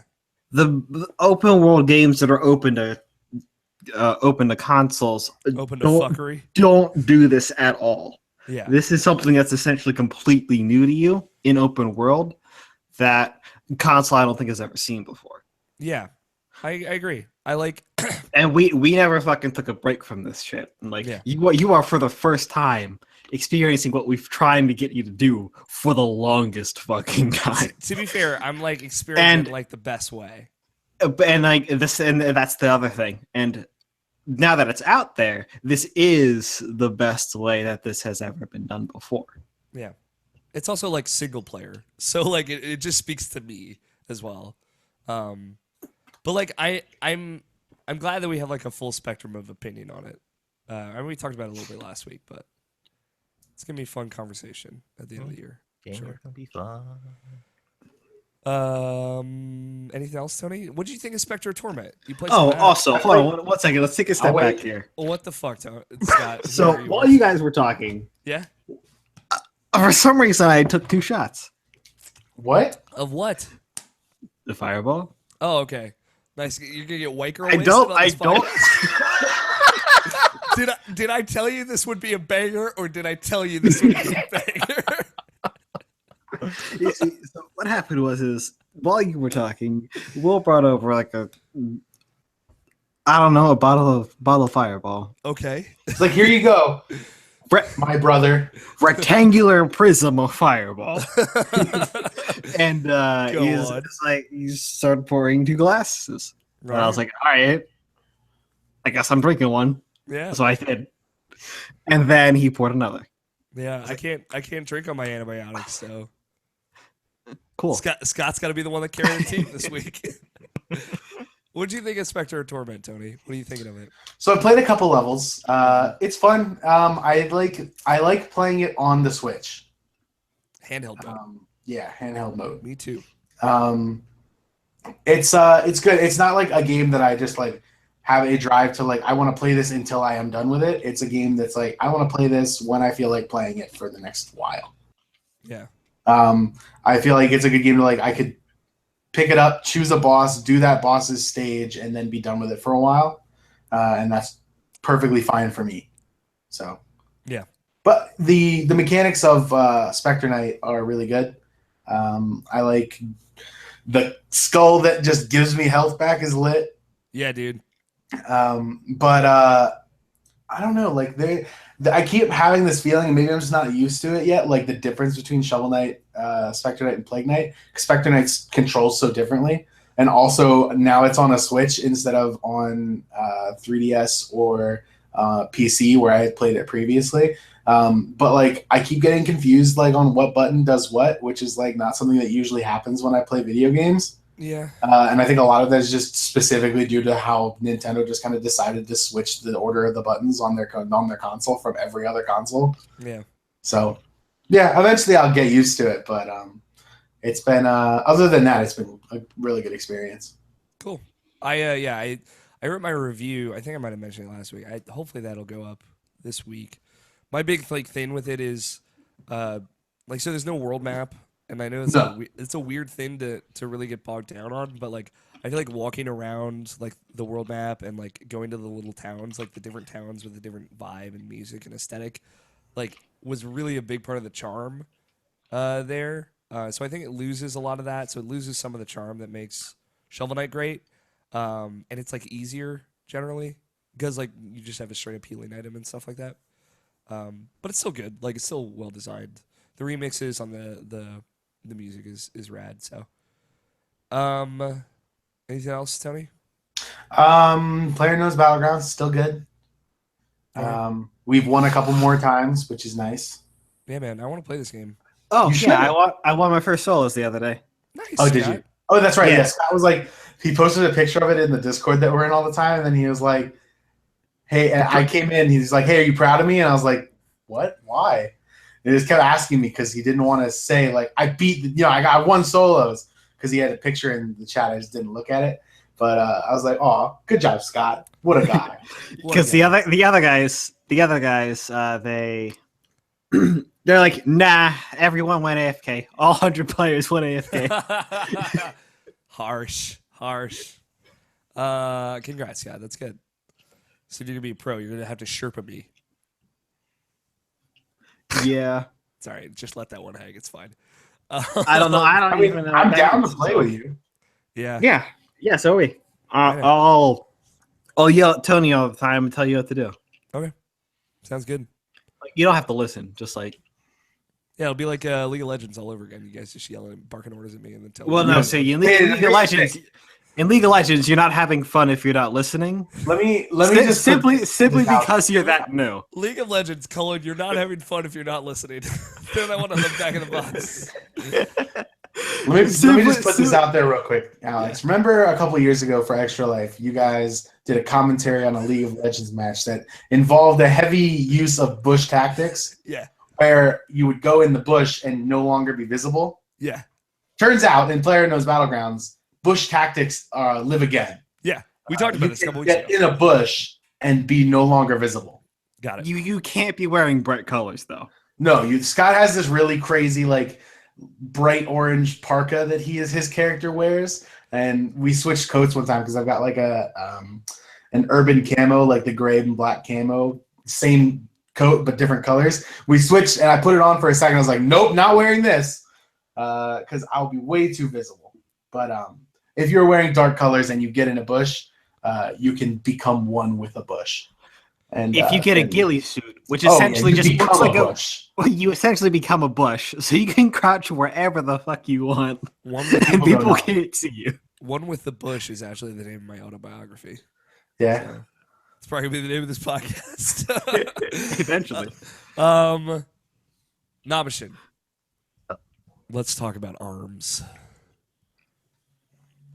You played ARMS, apparently. That's why I brought this up. Yeah, like I didn't play that much about it. Okay. Honestly, I played only maybe 3 matches and wasn't really feeling it at the time. Okay. I'm still in the weird play style. If you want to get more into it, oh, you know I'm gonna get into that. Yeah. Guys, let's ARMS. I'm an ARMS believer, dude. We played it in Boston. And I was like, this game's gonna be good. This game is gonna be good. I played it this morning. So my friend, good friend, Damien Brown, hanging out with me, just sitting on this couch with me. Did he also play ARMS? He played ARMS with me. Okay. So there's like the hour-long sessions of the closed technical alpha. Is that what they're calling it? Yeah. Whatever it's called. So there's one at 8 this morning. Like I said, I woke up at 6 this morning. Because my medicine makes it so I can't really sleep for very long. I was like, hey, let's give this a shot. I was playing with the Joy-Con, just throwing my hands around, and he was playing with the Pro Controller, and we did. So it's smart, right? You can it makes you play the tutorial, which is the same tutorial you and I played at PAX, Tony. Yeah, it's a good tutorial. Yeah, it is, and it's comprehensive. So I just played that by myself just to get through it real quick. And the controls on the controller, like the standard controller, are very different. They're like, one button for left arm, one button for right arm, and kind of like just guard is a button. Like, are you clicking the stick to guard, stuff like that. It's very simple. There's no like. I thought it was like move the one analog stick forward to throw one punch and the other analog stick to throw another. I mean, like but don't you only need one punch to kill anything? If you're One Punch Man. I wonder if, like, in ARMS, they add an option for you to use a Mii, and you use a Saitama Mii if you just win in one punch. That should be in the game. It should be. Maybe One Punch Man will be a downloadable character. He does have arms. That would be fucking hilarious. That would be amazing. Nintendo's not that smart, but they should be. So the way it works is I actually really liked it. So Damien and I was 2-player local online. So the two of us, we picked our characters. It's just Alex and then Alex-2. Kind of like with like Mario Kart local online.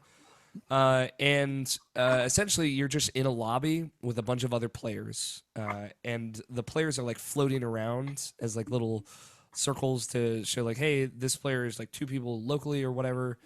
And they'll just group up and play a random game mode. Sometimes it's a one-on-one fight. Sometimes it is a 2-on-2 fight. Sometimes it was the V-ball volleyball game.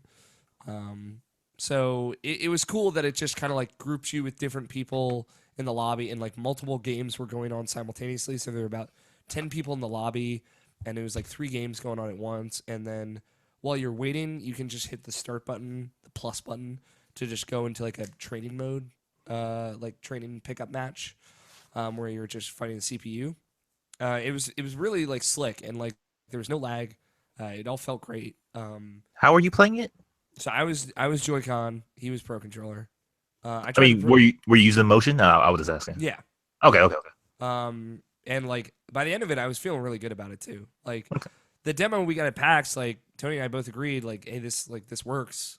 And after like we played for about 30, 40 minutes, and yeah, it was like I was getting pretty good with it. All right. Yeah. So, are you going to be getting competitive with this arms game? No, I am not going to be a competitive arms player. But Are you gonna know someone who is? I might.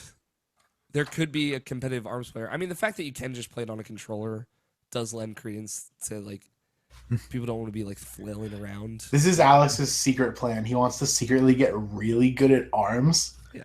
And then when everyone comes over for extra, he'll be like, "Hey guys." No. The question play some is it that kind of game or no? So I would equate it to like how Splatoon is for shooters, right? There is a ceiling for that kind of potential that is high, but it is very, very focused on being approachable. So yes and no. The answer is yes.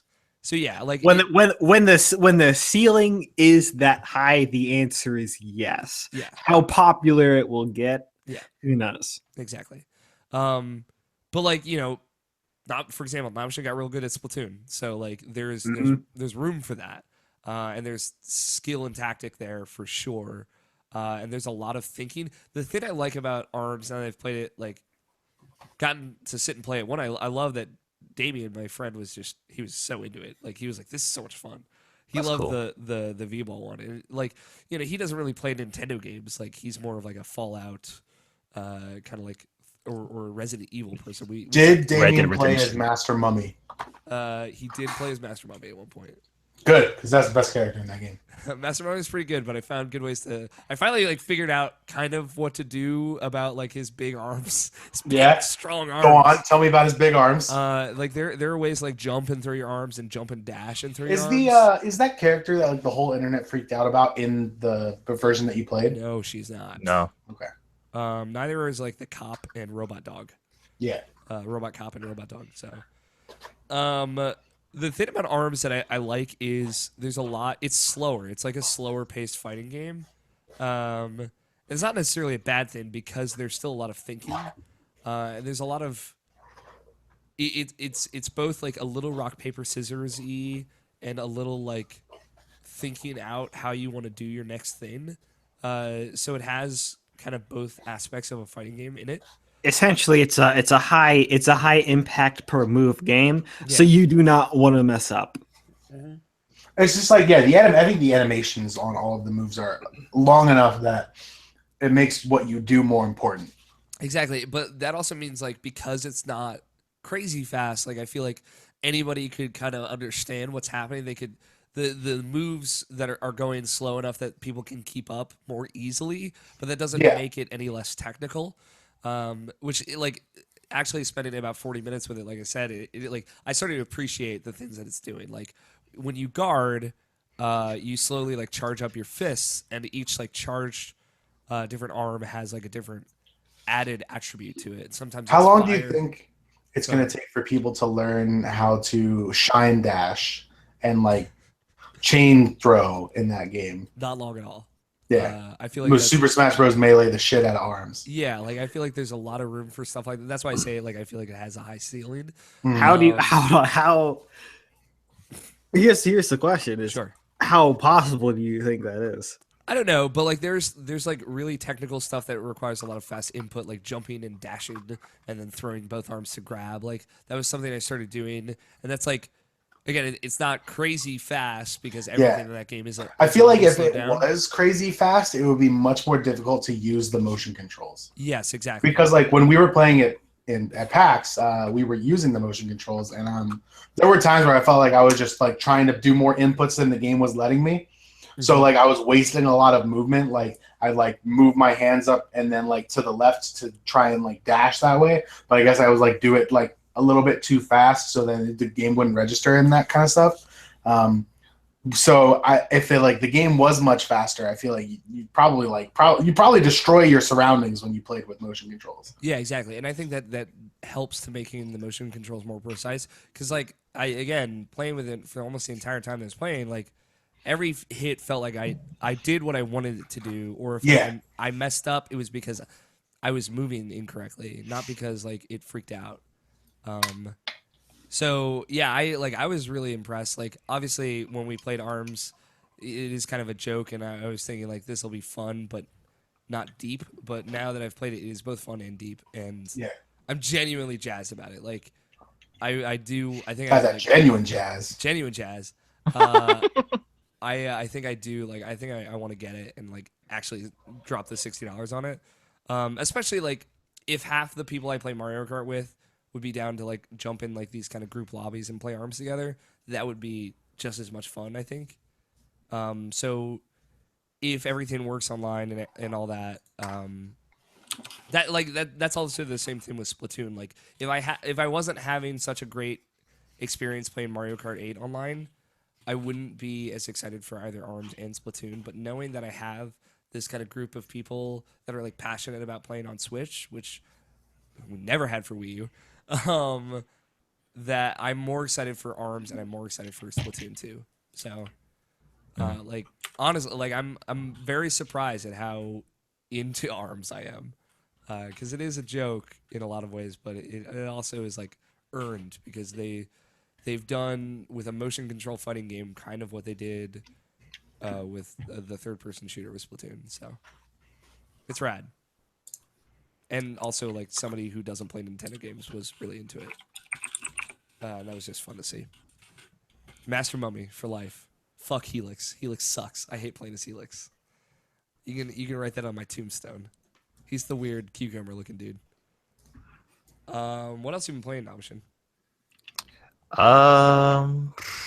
Nothing much really. Like I fired up Overwatch just to get the anniversary stuff, which was shit. I didn't like. It's like okay, and that was it. So I didn't really play. Yo, I got 1 blue item and 3 white ones. Nice.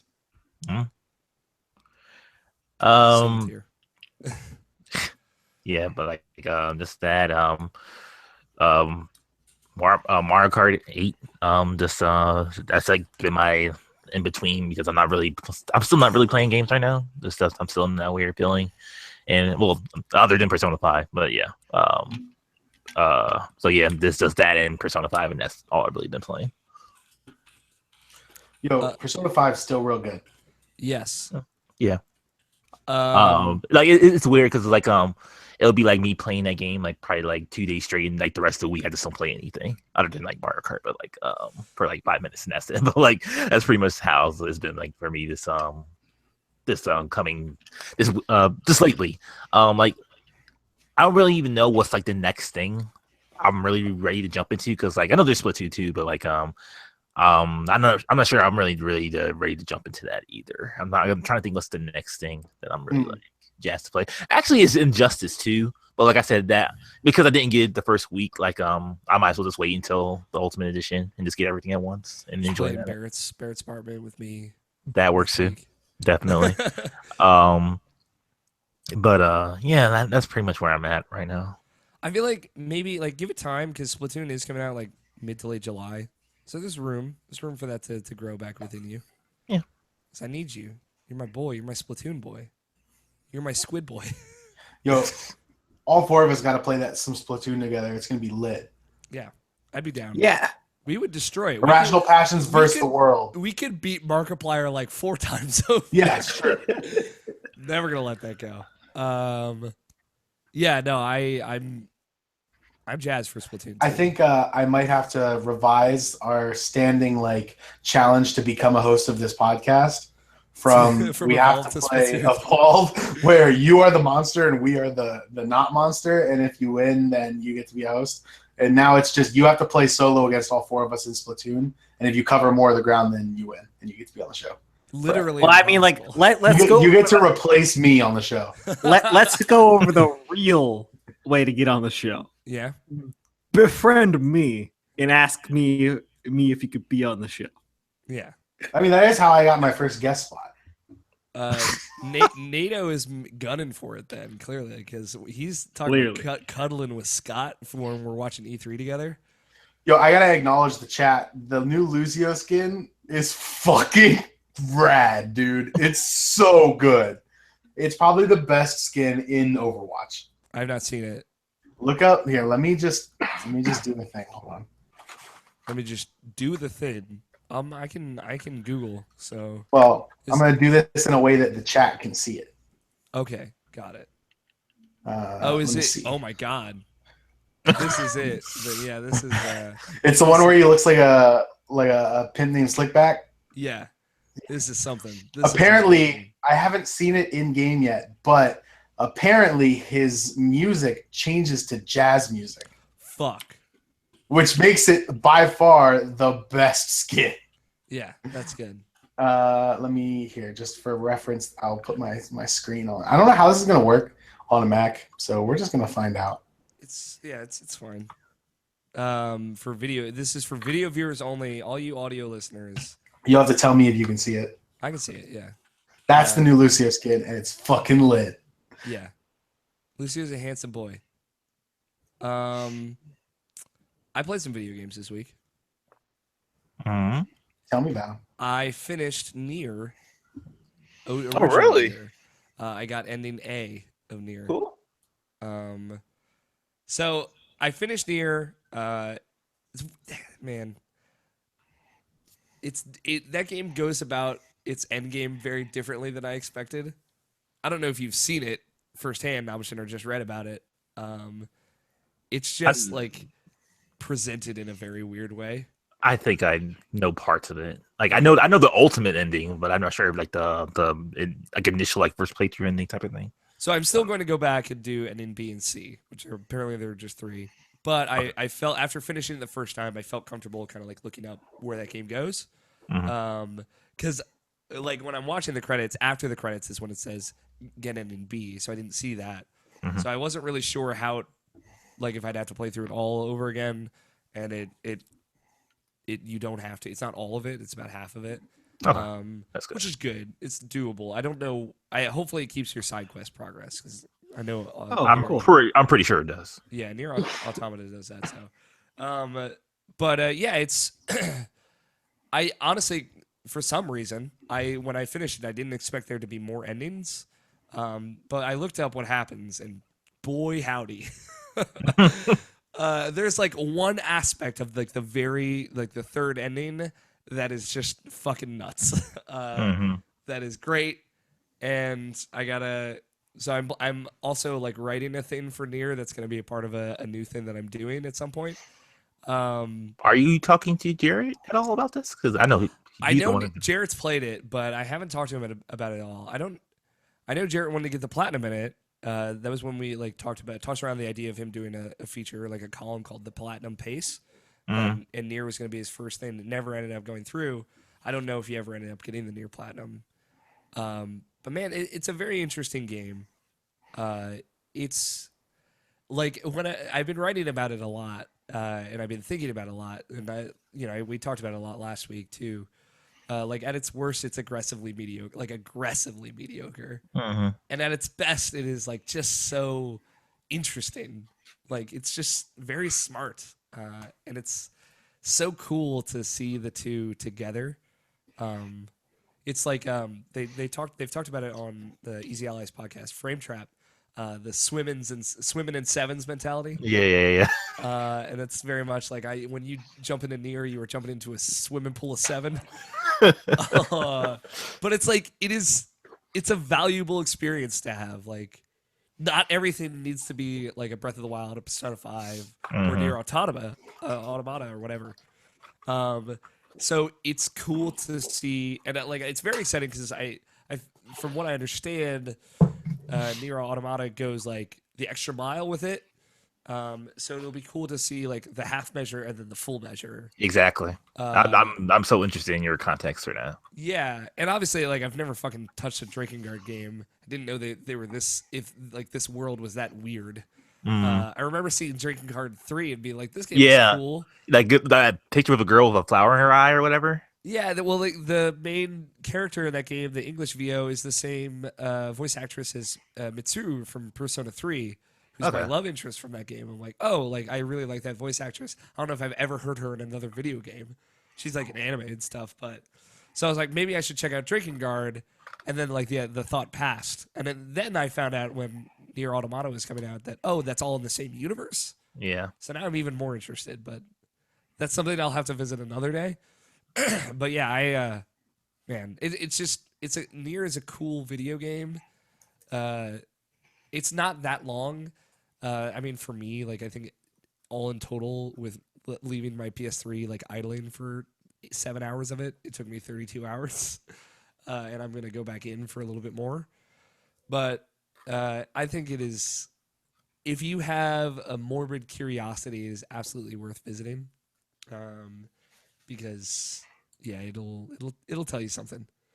I told George Cruz that he has to play it, so that wasn't necessarily me barking an order as like an editor in chief to a writer, but like it should have been, because I would love to have a conversation with him about it. Maybe we can do that at some point. Oh yeah, I'm curious how it will be for him going back to that, because he finished Automata. So that's gonna be an interesting conversation when you get through that game, So and then all three of us get together and just like talk about it for a while. Yeah, that'd be good. We should do that. Yeah, if we can have a couple of spoiler casts this year, then I'm excited. George Cruz is actually watching live right now, and in our live chat, he says the way you talked about Nier is sort of the way I felt about Deadly Premonition. I think the threshold for quality gameplay in Nier is a little bit higher than Deadly Premonition. Absolutely. Yeah. Deadly Premonition is special in a very, very, very fucking different way. Yeah, like everything that is tedious about Deadly Premonition, you have to do. Everything that's tedious about Nier, you don't really have to do. Like the most tedious things in Nier are like the side quests, which you can completely ignore. There are a couple bangers in there, but for the most part, I did a lot of that fishing. I did all of the fishing side quests for no particular reason. I just did. But yeah, Nier, man, I'm excited to have like a comprehensive written thing about this, and yeah, I have a lot to say about it. I have a few like assorted ones. I played a little bit of Resident Evil 7 with my friend Damien after we had played ARMS, because he loves horror games and he'd not gotten the chance to play it, and he was really into it. So I just watched him play through like the opening hour of that game through the prologue. And yeah, he was into it. It was also cool because like I've only played through that game once, but I feel like I know it very well because like you spend so much time in that environment. So I felt very comfortable, and he was very tense. So that was fun. It was fun to see someone tense up at the beginning of that game again. One thing I did pick up, because I've been in a little bit of a funk as well, mostly because I'm sick though. Yeah. Because it's very hard to play video games when you feel like you're dying. I played Child of Light, which is a game that I got with Games with Gold, like when it started. I feel like a weird thing happened with Child of Light. Like I was playing it, it was like running at like a super low frame rate, like very hitchy, and I like completely shut off my Xbox One and then started again, and it ran fine. So that was weird. It was like a weird computer moment with a console, which doesn't happen often, but I guess like my Xbox One is in sleep mode forever. that game is really interesting. It's very much like I knew that this game is kind of my jam. It is a I want to say Swedish developed game. It's a Ubisoft UbiArt or UbiArt engine game, and I'm not sure what country it was developed in, but it is very much trying to go for a JRPG esque vibe, and the story takes place in not like an Eastern European country. It's like a myth told from that perspective. I think it's like Austria or something. I'm not entirely sure. Yeah, it is Austria. In 1895 Austria, which like it's the same thing with like Metro. It's just like games aren't really set in that setting. Like you just don't get that a lot. So it's anytime I get it, I'm very excited about it. Uh, and I don't know, like it's kind of somewhere between like Paper Mario and like old school Final Fantasy. It's active time bar, but you have like this little wisp that you control with the right analog stick. And in combat, it's turn-based combat or active time battle combat. You can hold your wisp over enemies and hold the trigger to slow them down. And there's like a little bar at the bottom of the screen that shows everyone moving to the casting window. So it's like a long bar, and the last like eighth of it is the casting window. So you see your characters, which you can have multiple party members, and also the enemy characters. If you get hit while you're casting, in specifically the casting section of that bar, you get thrown back, and you have to like wait more. So if you can slow somebody down, you can actually see them slowly, moving slower down the bar toward their next attack. So it's kind of like interactive in that same way. They're like little trees in the combat stage that you can go over to get health and MP back mid battle. So I don't know. I've not quite seen anything like it, and it's also old school JRPG ish and jolly, and everything is written in limericks and rhymes. It's like it has a rhyming scheme throughout all of it. Not everything like it's not like really rhyming. They're all like slant rhymes for the most part, but there's one character that can't rhyme, so all the other characters are correcting that person. Like, did you mean this word? Because it actually rhymes. Oh, that's right. That game's all in rhyme. I forgot about that. Yeah, so it's funny. It's cool. I want to play more of it. That's another game that I'm playing for an upcoming thing. So it's this thing that I'm working on is very much my jam, and I get to play a lot of games that are very much my jam. So, yeah, that's cool. I'm sad that I missed Child of Light. This also seems like the way the narrative of Child of Light is presented. I think Logan Wilkinson would dig that game. I don't know if he's going to listen to this, but if you are listening, Logan, you should play Child of Light. But that's it. That's all I've been playing. It's the important stuff, at least. Play more Mario Kart 8 with Nate. Yo, do you guys want to hear about some lit stuff that happened this week? Did she touch a butt? No. I They released a giant new update for Clash of Clans Oh, my God. that changed the icon. Oh, God. So it's a different looking barbarian man screaming. And now you can go to an island and basically have two bases on one account. Because as far as I can tell, and I only did half the tutorial, and then I was like, fuck this. You go to an island because there's like a beach that your Civ has been next to the entire time, and you've never had to use the water before. So now there's a boat there. You repair the boat, you go to an island, and you basically make a second base on the island, and you can make like magic troops there and shit. And the gold is not circles anymore; it's squares. So some shit happened in Clash of Clans. It's madness. Kill me. Why aren't our coins squares? Yeah, right? All coins should be squares. How about we take a break, and then when we come back, we can talk about news. How about no? Because this show is going to be a banger, and there should be no breaks. I really No have breaks to on the rape train. I really have to pee, though. We have a lot of news and E3 predictions. And there might be a second break this episode because I'm probably going to need it. So please, let's take a break, and we will be back in just a little bit. Choo choo choo. I will be right back. Same Scott and here. I are playing Puzzle Dragons as we speak. It's a little gross. Yeah. Last time I did this by myself, I didn't get triple TPAs, so I didn't break the defense of that Super Metal King, so I had to wait 8 turns from where we were now for my Inherit on Pandora to come up to Laser for 100,000. It was lit. You gotta heal. I have a heal, but we also just have this. And he has a resistance, so all we do is do damage to him and heal, then do any damage to him, and then he's dead. He. Why did you do that? What, delay him? He's not delayed. He has the delay. Oh, resist. apparently on this difficulty, he has a resistance that he doesn't have on the normal difficulty. Yeah, we died. Oh, well, that was interesting.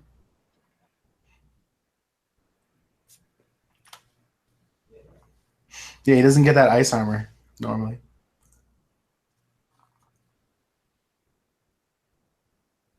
Well, we can rematch. I think I have Stam. Yeah, I do. I have 21, so I can't. Hold on. Oh, But I only need 48,000 experience to rank up. all right. Find the dungeon. that gives us that. Well, any descended, but we'd have to wait 7 minutes to do like Taki Mikazuchi or Mephisto or Ace. I did all of them already, but the only descended that I haven't cleared that's out today is Mythical Dragon Rush. Why did he kill us? He did a gravity. I know he did a gravity. And then he did 32,000 damage, which is normal after the gravity. 35%. It's a 35% chance. Mm-hmm. Yeah, so we had a 1/3 chance of dying, and we died. That's fair. Feels bad.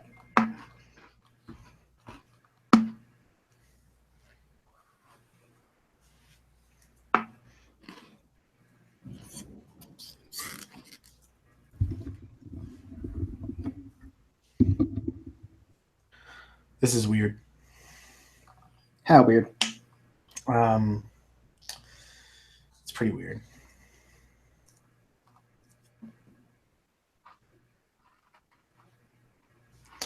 Oh.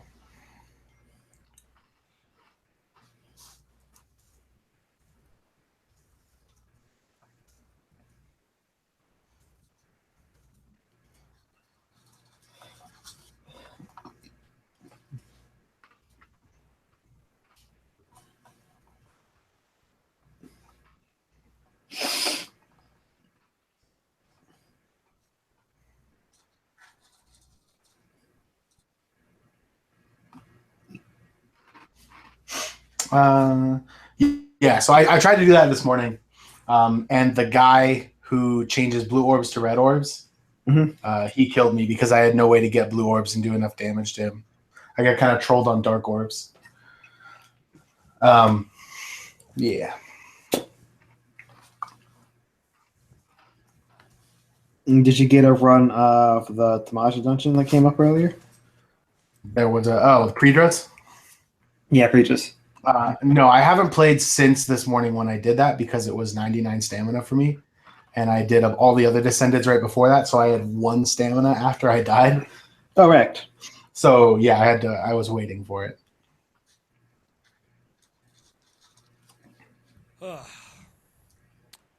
Oh, so this is my medicine, or one of Hold my on. medicines. I imagine you're showing me something. So It's- you're on birth control. See, I took a picture on. This is what I was gonna say. I took a picture on Snapchat, and Damien responded with, "Oh yeah, birth control." Fuck yeah, Damien and I are lit. So thank you, Tony, for filling in that gap right there. Hell yeah. You guys ready? No. Cool. Scott, just for your reference, In about 7.5 minutes, I will make this room. Okay. Fuck All right. you. We were playing Puzzle Dragons. I know. That's why I said fuck you. All right, I'm doing it. Nabshin, you good? Don't Yep. do it. All right, actually, let me take a sip of this very hot tea now. So you're not doing it. Now I am. You lied to us. News in gaming. Let's talk about some news, you guys. No. Please? Nope. Well, I mean, like, you don't have to talk, but I'll do it. Yeah. That works. Scott's got you covered, Tony. Thanks. Scott. I got you covered, Alex. Okay. What news do you want to talk about in this very long list I put here, Scott? Oh, no, I was just going to cover the list that you covered, that you had. Do you want to The pick out, entire like, thing. the whole? Do you want to pick out like one good one I'll pick out one that's relevant to your interests? well, no, that's the one that seems like it is. Well, I guess it is too. Okay. Now, all right. So, this one I'm pretty excited about, Okay. although possibly maybe not, Okay. because it won't be relevant at that point.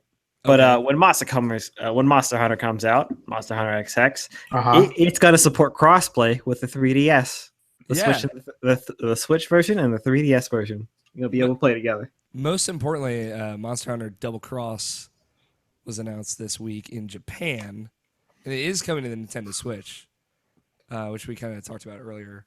Switch it up. It was apparently, I didn't even know Monster Hunter Double Cross came out on 3DS in March in Japan, I guess. So I don't know, where were you, Tony? So that's cool. It is more. You know, I really like the Monster Hunter game that I played, but that was the only Monster Hunter game that I had played. Was it Monster Hunter 4?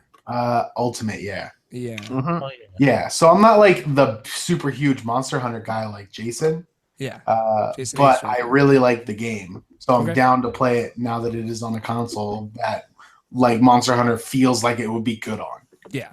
It was only a matter of time, and it has not been confirmed for the United I hope States yet. I hope they kept the insect glaive because that was my fucking jam. I mean, God willing, get those insects going. I would bet this makes it into some announcement B-roll in the Nintendo Direct at E3, saying it's coming early next year over here in the West. So Can confirm there will be an insect glaive in Monster Hunter XX. So Good. that's what I will use. Monster Hunter XX is getting a little. They need one more X and then it's It's getting a little risky. then it's rated AO. Yeah, if they put out 10 more games and get to Monster Hunter XXX, they're either going the full Xander Cage route or they're just putting porn in games. I think that's probably what it'll end up being. God, I hope so. But it's a Japanese series, so it'll be all like fuzzy. Yeah. All their privates. Be all like fuzzy. I knew you would like that one, Ocean. It's just the way you said it. It's all in the Like, delivery, baby. you're so cute. Like Aw. Oh, now you're making me blush. Watch out. You might have to blur that out in a minute. There is a Monster Hunter Excuse me, Make it Switch. fuzzy. Touch fuzzy, get dizzy. I'll tell you what. There is a Monster Hunter Switch coming to Japan. Essentially, the dock has like cool Monster Oh Hunter yeah, that's symbols so on it. fucking cool looking. Yeah. So, just the dock, Hopefully, though. hopefully it'll be a slightly upgraded version of the dock. We No. can dream. No, it won't be. Apparently, the game will do 1080 when docked and 720 in handheld mode, just like Yeah. Breath of the Wild, which that adds up. Math adds up on that one. But yeah, that is a great game for Switch. Makes a lot of sense. I bet it'll look very good. I haven't looked at the trailer yet, but 1080 plus 720, full 1800, Illuminati confirmed. there you go. That's what the eye on the dollar means. Yeah. So Far Cry 5, we talked about this last week, so not much to add. Far Cry 5 was officially unveiled, just kind of confirming a lot of the rumors we talked about last week. Set in Montana, modern day. It's a religious cult is kind of the antagonist of that game. You play create a character, custom character. Could be male or female, could be white or black or any gender, or race, for that matter, which is the first for the series. And you are a police officer, deputy, out to arrest the leader of this cult.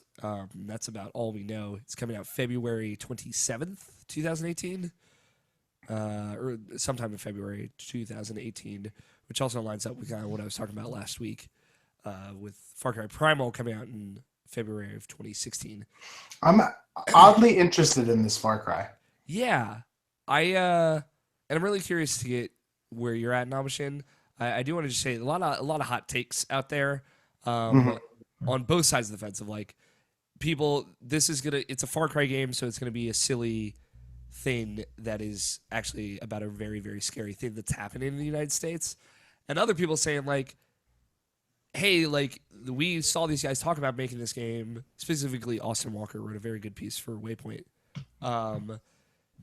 saying like, the director came out and said like, I pitched this game in 2008, but the publisher said it's a no-go. But now this is relevant, and this is something that they can swing on, and something that I can make happen. And the fact that a game is doing this alone is a good sign. So whether it does it well or not is still kind of up in the air. I feel like Far Cry has explored serious things well in the past, to some extent. Not like completely, but those. Do you think in the first room that they put you in the game, if you just stand there for a long time, you win? I don't know. Can you give me an example of that? Because I almost completely disagree with that.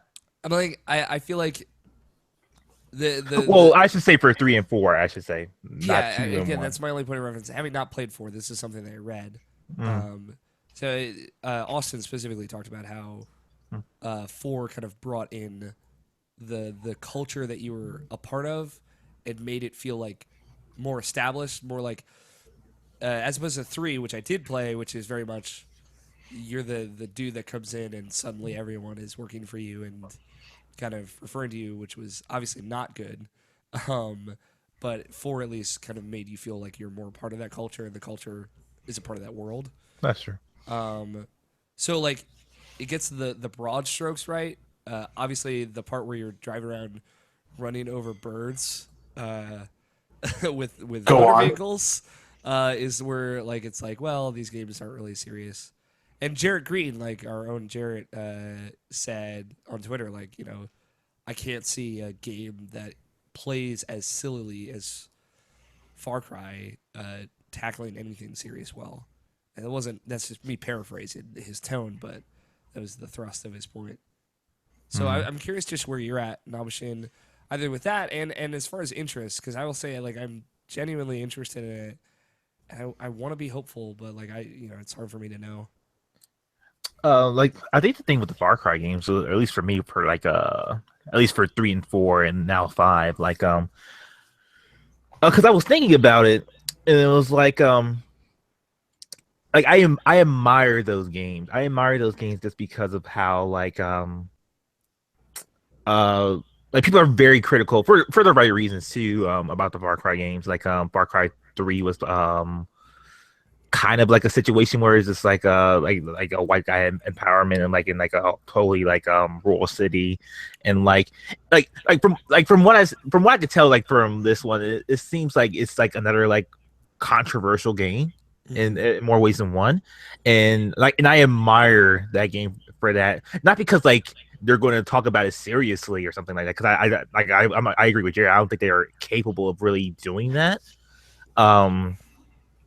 Not because like their stories are written well, but they're not written in the way of like not to say something. Like for example, like Far Cry 3, like boss is like written like excellently, but like the overall message for that game is like not that great. Yeah. And kind of the same for 4 too. Like it has like good moments in it, as far as like where it's written very well, as far as like Pagan Min and like what he stands for and like the history of his father and stuff like that. But like it was like just pretty much just shitty, like in like the worst possible way possible. like on both sides and even kind of even on your side. Um, so like at the end of the day, like I don't think like this game is capable of like saying something like meaningful, but like I admire that because like Far Cry got so much shit in Far Cry 3 for like the way the racially and like everything else about that game, and even for to a certain extent like with the whole pagan men, like no one knew like if he was like white or Asian or whatever like that. So like, oh, it's a white guy like holding down some ethnic guy like in the cover art for that. And this is kind of like the cover art for this is just like, you know, like a whole bunch of men, like a white guys all together, and it's like, oh, this is just gonna be like sparking controversy, just like this from that picture alone. Yeah, that and it's a parody of the Last Supper as well. Mm. Yeah, and like I said, I admire that. Like I admire that. Like, uh, they can be what they want to be. Like we don't all have to be the same thing. It's like kind of like you were saying earlier about like with Nier. Like not every game has to be a Persona 5 or a Zelda or something along those lines about being something that's meaningful or like tries to try to get you at the moment. Like the problem with the Far Cry games is like it's big budget enough and like it tries to be something like that and like it almost like doesn't hit for most people that way. So like it's a difficult thing, but like that's a long way of saying like I'm interested in this game and like I'm trying I want to see how it turns out at the end of the day. Yeah, I mean, like ultimately, I think I want to believe that they can say something with this game. I don't know if they can. Like I'm not quite as skeptical to say as they're not capable of it. But like as a video game, I'm like genuinely excited to see a game set in the United States because there's not a lot of those as is. Like big budget shooter games or like exploratory games, and also like a game that kind of approaches a very real, like frightening part about America, as well. And it's like Montana. It's like it's cool that this is not the status quo in a lot of ways. Just in general, like even if it doesn't hit, hopefully it does. Then at least it's cool that those ideas are being approached. The two pieces that I read, just I'm gonna probably put it at the end of my Sunday chats this coming week if people miss this. But Brian Crescente wrote something for Polygon, dissenting the idea of it and saying it's skeptical.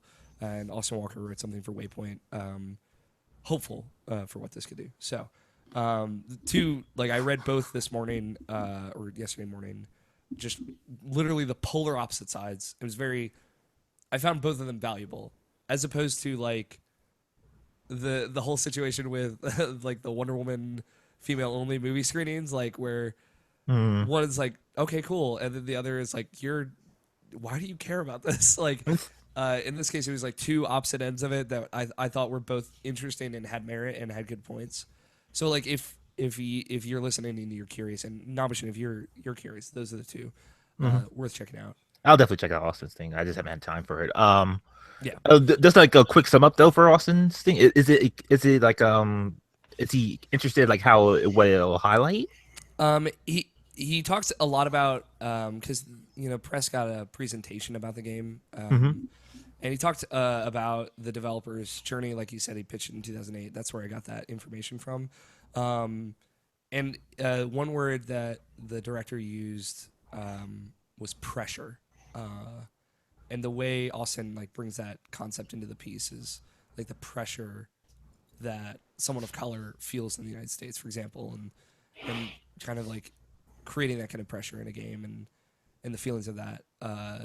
So that's the kind of route he went about with it and exploring those ideas. So, for example, like one of the characters shown in the trailer is like a black preacher who had all of his congregation like kind of taken up by this cult, possibly by force. Maybe not all of them, but definitely it's implied that some of them are. So, yeah, I don't know. It's like the kind of cultish, antagonistic thing I've seen before. Like I've seen the movie Red State. Like I've seen it explored, and it's been done well. And it's been done poorly. So I'm open to it at the very least. Yeah, cool. So. Red Dead Redemption 2 got delayed to no one's surprise and everyone's snark. So that's coming out spring 2018. I think 2K specifically said before the end of the fiscal year, so before March 31st, 2018. I imagine around the same time the last Red Dead Redemption got Yeah, released. I would bet it ultimately ends up coming out in May. The That same seems. day that Alan Wake came out. I remember that. Yep. Uh, Born to Die. That poor game. Very different though. Yeah, that like May just is a good month for Rockstar, and like 2K put out like early say like we feel like it doesn't really matter when we put this game out. It's like yeah, it doesn't. You're right. It's gonna sell crazy well either way. So yeah, that's they put out some screenshots. That game graphically looks fucking ridiculous. So that game will be fine. I'm sure people will like it, and I'm looking forward to giving it a shot.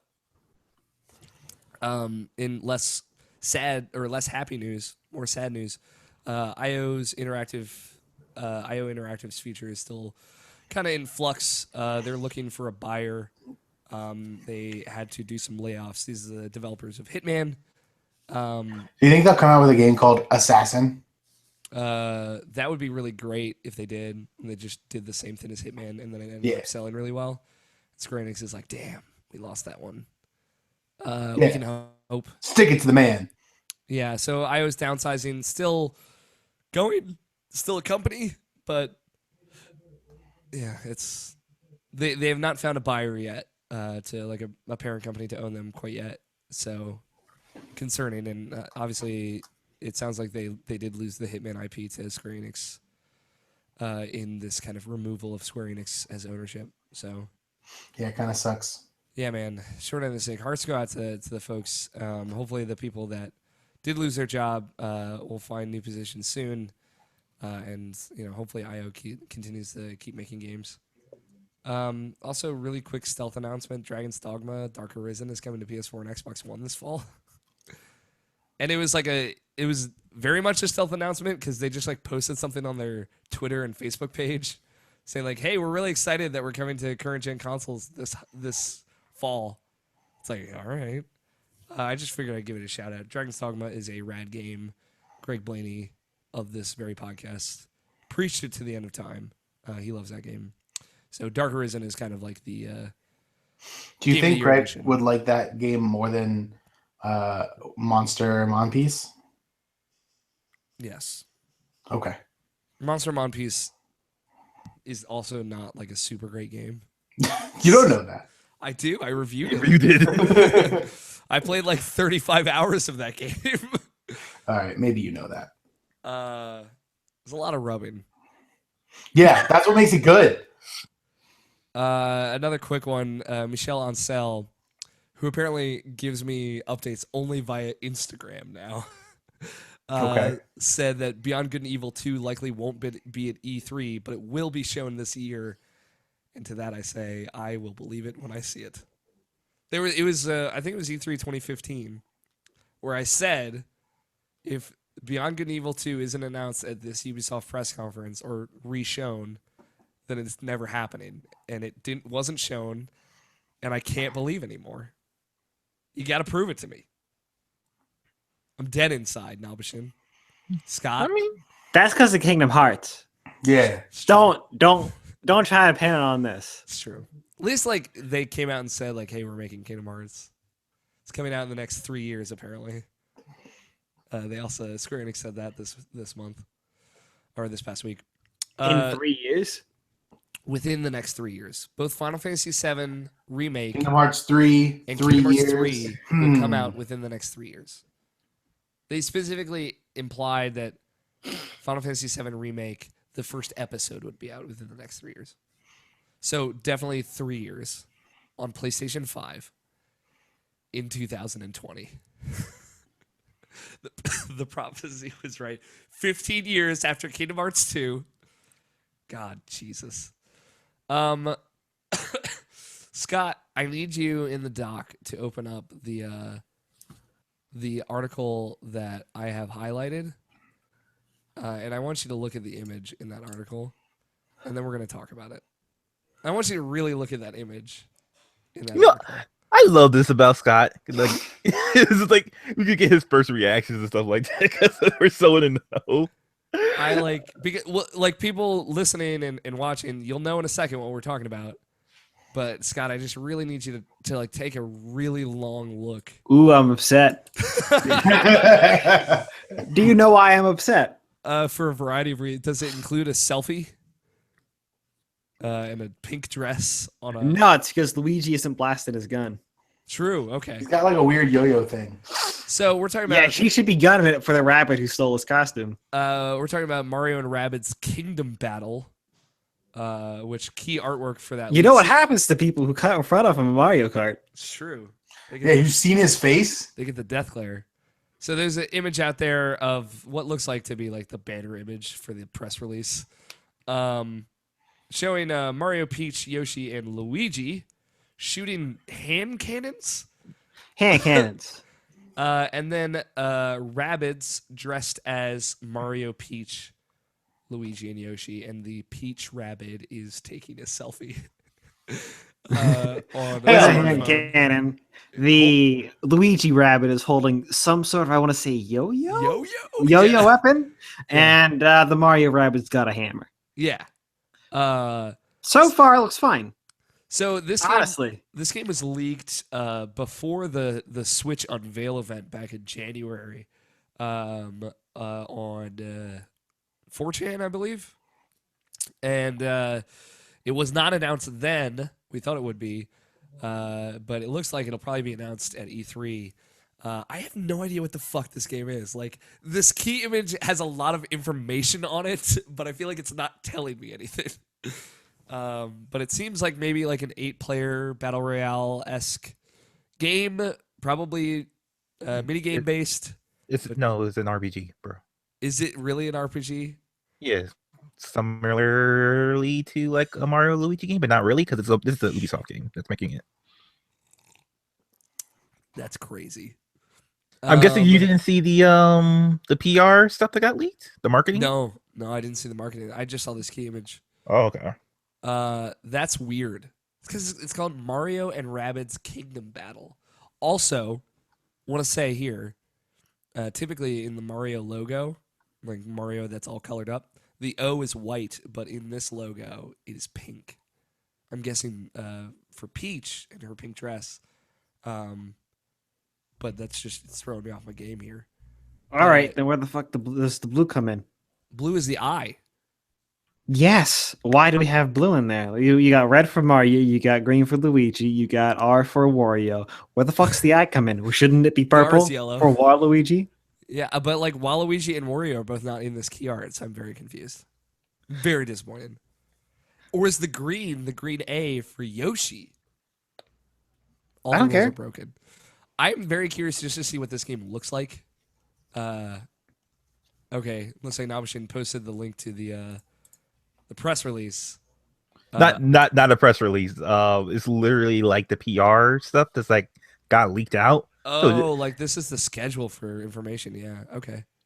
Yeah, so like it'll show you. It tells you like because there's a language to this, and it's a language of like because like one of the descriptions of Peach is like she's a badass princess, which Nintendo wouldn't really say that. So like and there's like a certain like not sleaziness, but it's like it's marketing. So it's like Yeah, I see it. yeah, so like in July they're making an effort to like convince media and gamers that you should play this game type of thing.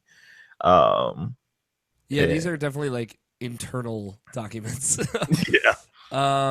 Because like this story that we're looking at has a press release that says June, surprise announcement at E3, July, convince media / gamers preview with previews, and then Gamescom and review codes in August.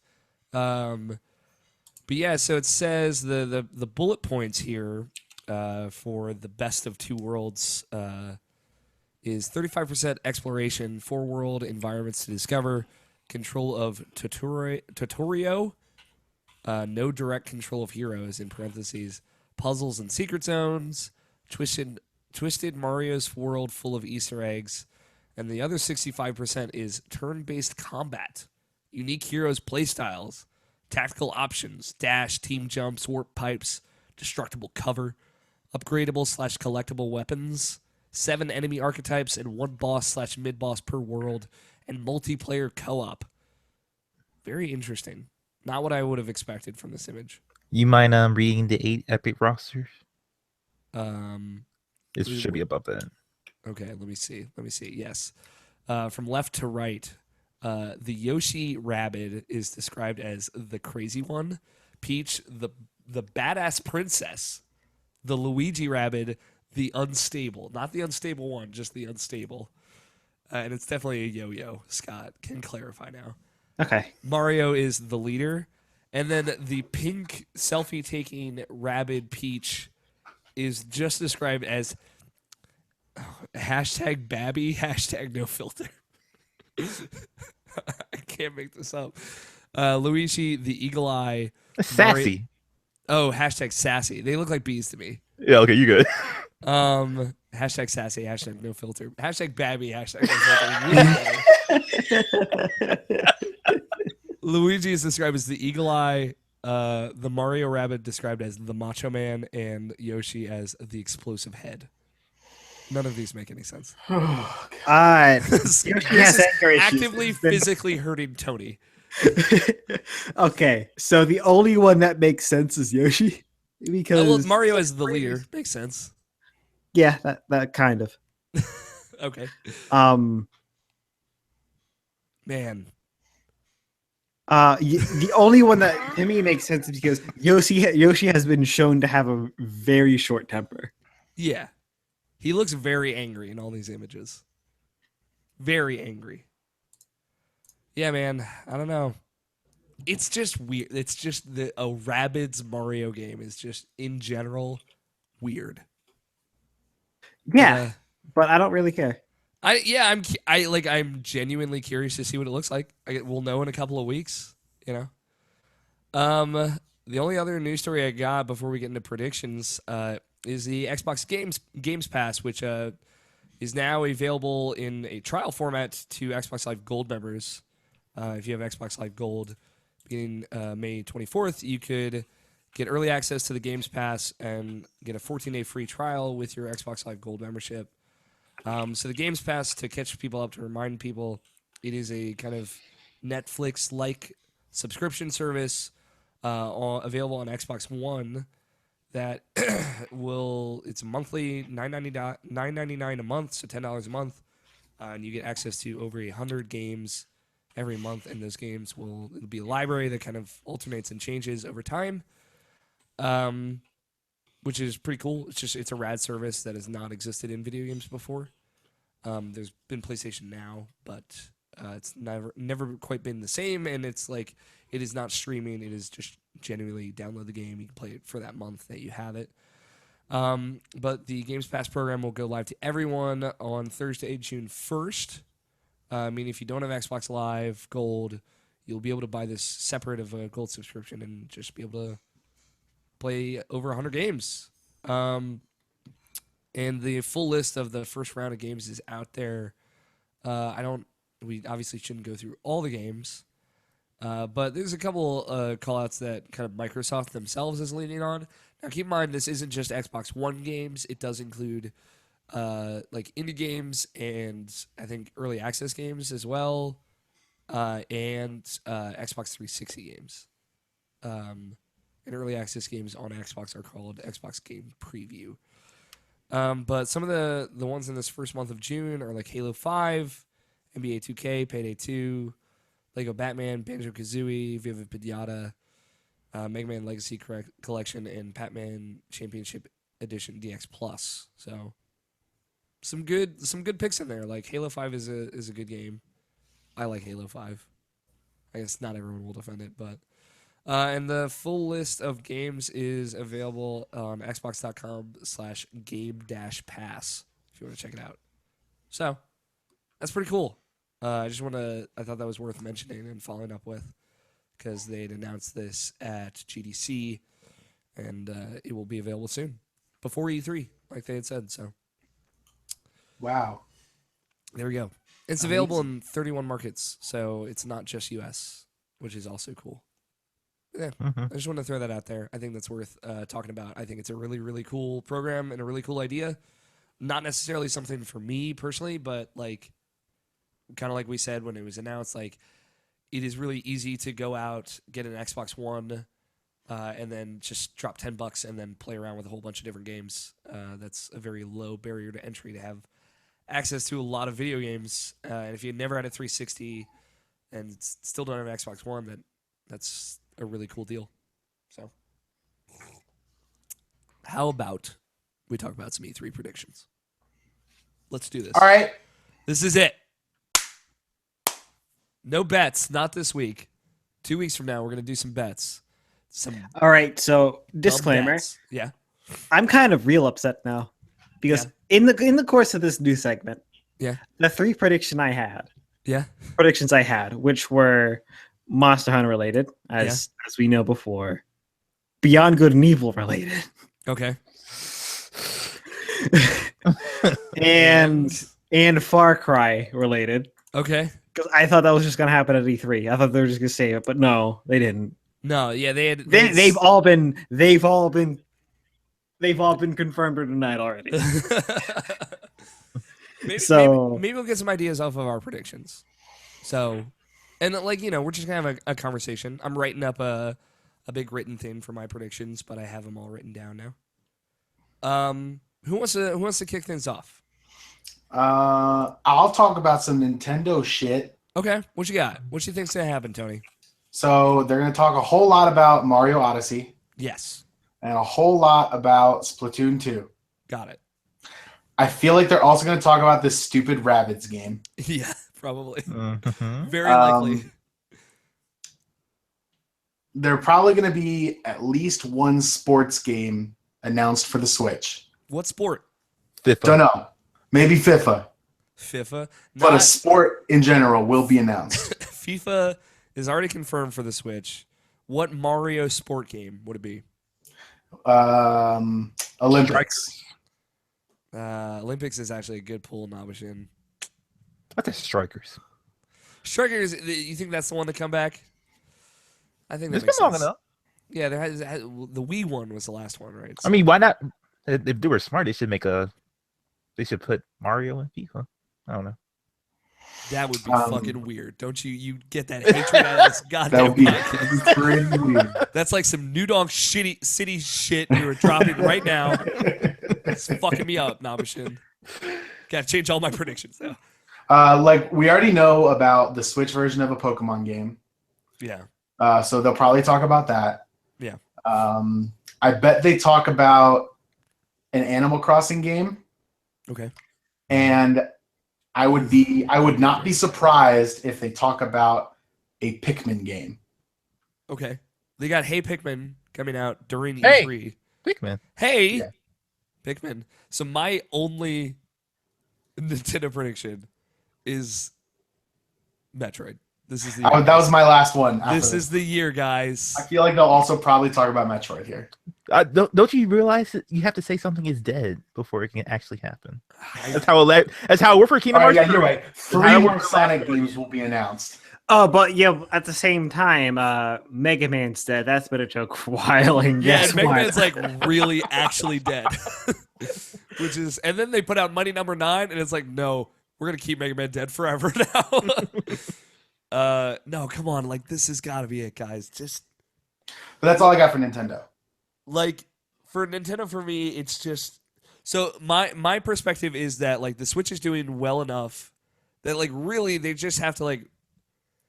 If Mario Odyssey is even within the realm of being as good as Zelda or as like creative and new as Zelda, like they're cool. They'll be good. If that hits this year, they will be fine through March of next year, I think. Like I honestly believe they can just kind of ride this wave right now. Yeah. Obviously, they're gonna need stuff and like they need to be This paying is like attention. their time to shine, though. Yeah, it is. You're right. I just like I always go in with pretty low expectations. Yeah, I think a good press conference from Nintendo here would be a very smart move of them to like, just put everything that they didn't talk about for the Switch already on this stage would generate enough hype to sell like even more Switches and all that. Yeah. So. I mean, they've got Fire Emblem Heroes this year. They've got Mario Odyssey. And Pokemon, whatever they're calling it. And hopefully Pokemon, yeah. Although I could see that not coming out this year. I would be surprised if it didn't come out this year. I mean, I'm hopeful. I just feel like over a year after like the 3DS version of the game comes out, they're gonna put it on Switch. That's kind of crazy. I mean, yeah, I don't know. I just like I feel like if it is redone graphically for Switch, then that would be more demanding. Hmm. But like Nintendo could just ride this out, right? Uh, and like they've got Arms and Splatoon as well. Like Yeah. those are newer IP. Like Arms is a new IP, and Splatoon is still pretty new in general. But like I know those will do well. Everyone on Switch. The thing is like people who actually have Switches are very passionate about them Hmm. versus like the Wii U, which like it was hard for people to be passionate about the platform, even if they were passionate about the games. Like obviously, Nabishin, sing the praises of Wonderful 101, Scott with Pikmin 3, and then myself with whatever game I liked on that platform. I don't remember right now. Tokyo Mirage. Sure. That game I was did good. preach that game, even though I never played it. I know. I played that game and it was good. But like another thing we're forgetting about is this is one of my predictions is like Nintendo's online service, right? This is the time. Yeah, they're probably also gonna have to say something about They got to that talk about that. I mean, they're going to make people pay for online in this fall. and try and make them use their phone for the online. Yeah, and try and They're going to do that. try and make a phone chat app. So like, obviously, I think this is the time to talk about it. And like my sixth prediction, which I'll just throw out now, is just like I feel like this is going to be the year of services, right? Nintendo's online service, Xbox Games Pass is coming out in June. I feel like Sony is going to have something, some kind of new service level thing, because I feel like PlayStation Now is like I don't know anyone that uses that, and they also they're stopping it on PS3 and Vita. So, like I feel like there's going to be more need for services, but like, come on, just give me a Metroid. Hmm. Like the last thing you did was Federation Force, and it's just like it's just not a good look. Nintendo, like, say what you will about them, like not understanding the market and whatever, which is all true for the most part. But they really do care about their IP, and they make great games with all their IPs. Like Star Fox Zero aside, like they anytime they revisit something, like they really do put in a genuine effort. And like Star Fox Zero was a genuine effort. I'm not saying it wasn't, but it's like that was messy. And I think that's like one of that is the exception, not the rule. And it's been long enough, man. It's been 7 years since Metroid Other M came out. Like, Dude, I'm almost willing to bet we're not at that point now, but I'm almost willing to bet like you're going to get like another like Chibi Bro equivalent of a game to get announced before another Metroid game. yeah. And I wouldn't be surprised. I just like, It sucks. yeah, it's like I want to believe it's because they're taking a long hard look at like what they can do with that game, and they should because like you can't just make another Metroid Prime, I feel, and you can't just make another Metroid, Super Metroid, Metroid Fusion, Metroid Zero Mission S game. You should try and do something new with that series, kind of like what Prime did. And like that's, I would rather them take their time with it, but like it's been long enough. But people aren't really asking for that though. People are asking for a traditional 2D one. Yeah, Like they try something new I'm more not or saying less like with it should be a 3D game. Other I'm M. just saying like it should be fresh in its ideas, in its approach. You can do a fresh 2D game. Like I think they could still do that, but just not another Super Metroid Zero Mission. Like not in that just kind of copy and paste formula. See what I'm saying? Yeah. Like mix up the Metroid formula in a way that's significant. It could still be a 2D game. So But I'm just thinking they're still gun shy because they tried that with Other M. yeah. So Yeah, and like the things that brought Other, like I think Other M was generally a good playing game, a great playing game, even especially for the limitations of its control scheme. But like the problems with that game was just like I feel like if Nintendo like paid more attention to that game, because Ninja Theory did most of the work on that. I feel like they paid more attention to what that game was turning into. Like that would have ended up being a better game. for sure. But like it's that's the difference between. I'm not saying Ninja Theory is a bad developer. Obviously, I really like Neo that came out this year. Team Ninja. Team Ninja, you're right. Always get them confused. I know. I'm not saying Team Ninja is a bad developer. I just think that like it's very clear that Retro Studios cared way more for the Metroid IP than Team Ninja did.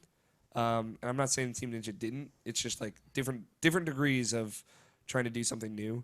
and one was successful for that franchise, and one like lost heart of what made that character great. You know, I think it is probably long enough since then now because like they're 2010, man.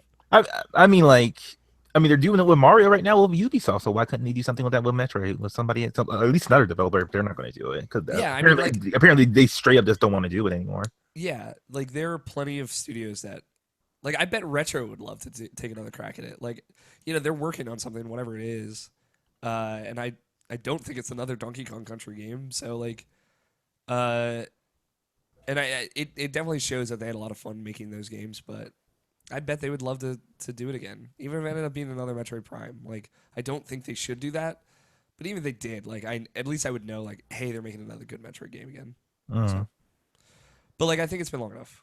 And again, like, I know Nintendo really cares about its IP. I'm not saying that they don't. It's just like Metroid is a hard game to sell to a modern audience. I get it, and it hasn't sold well recently.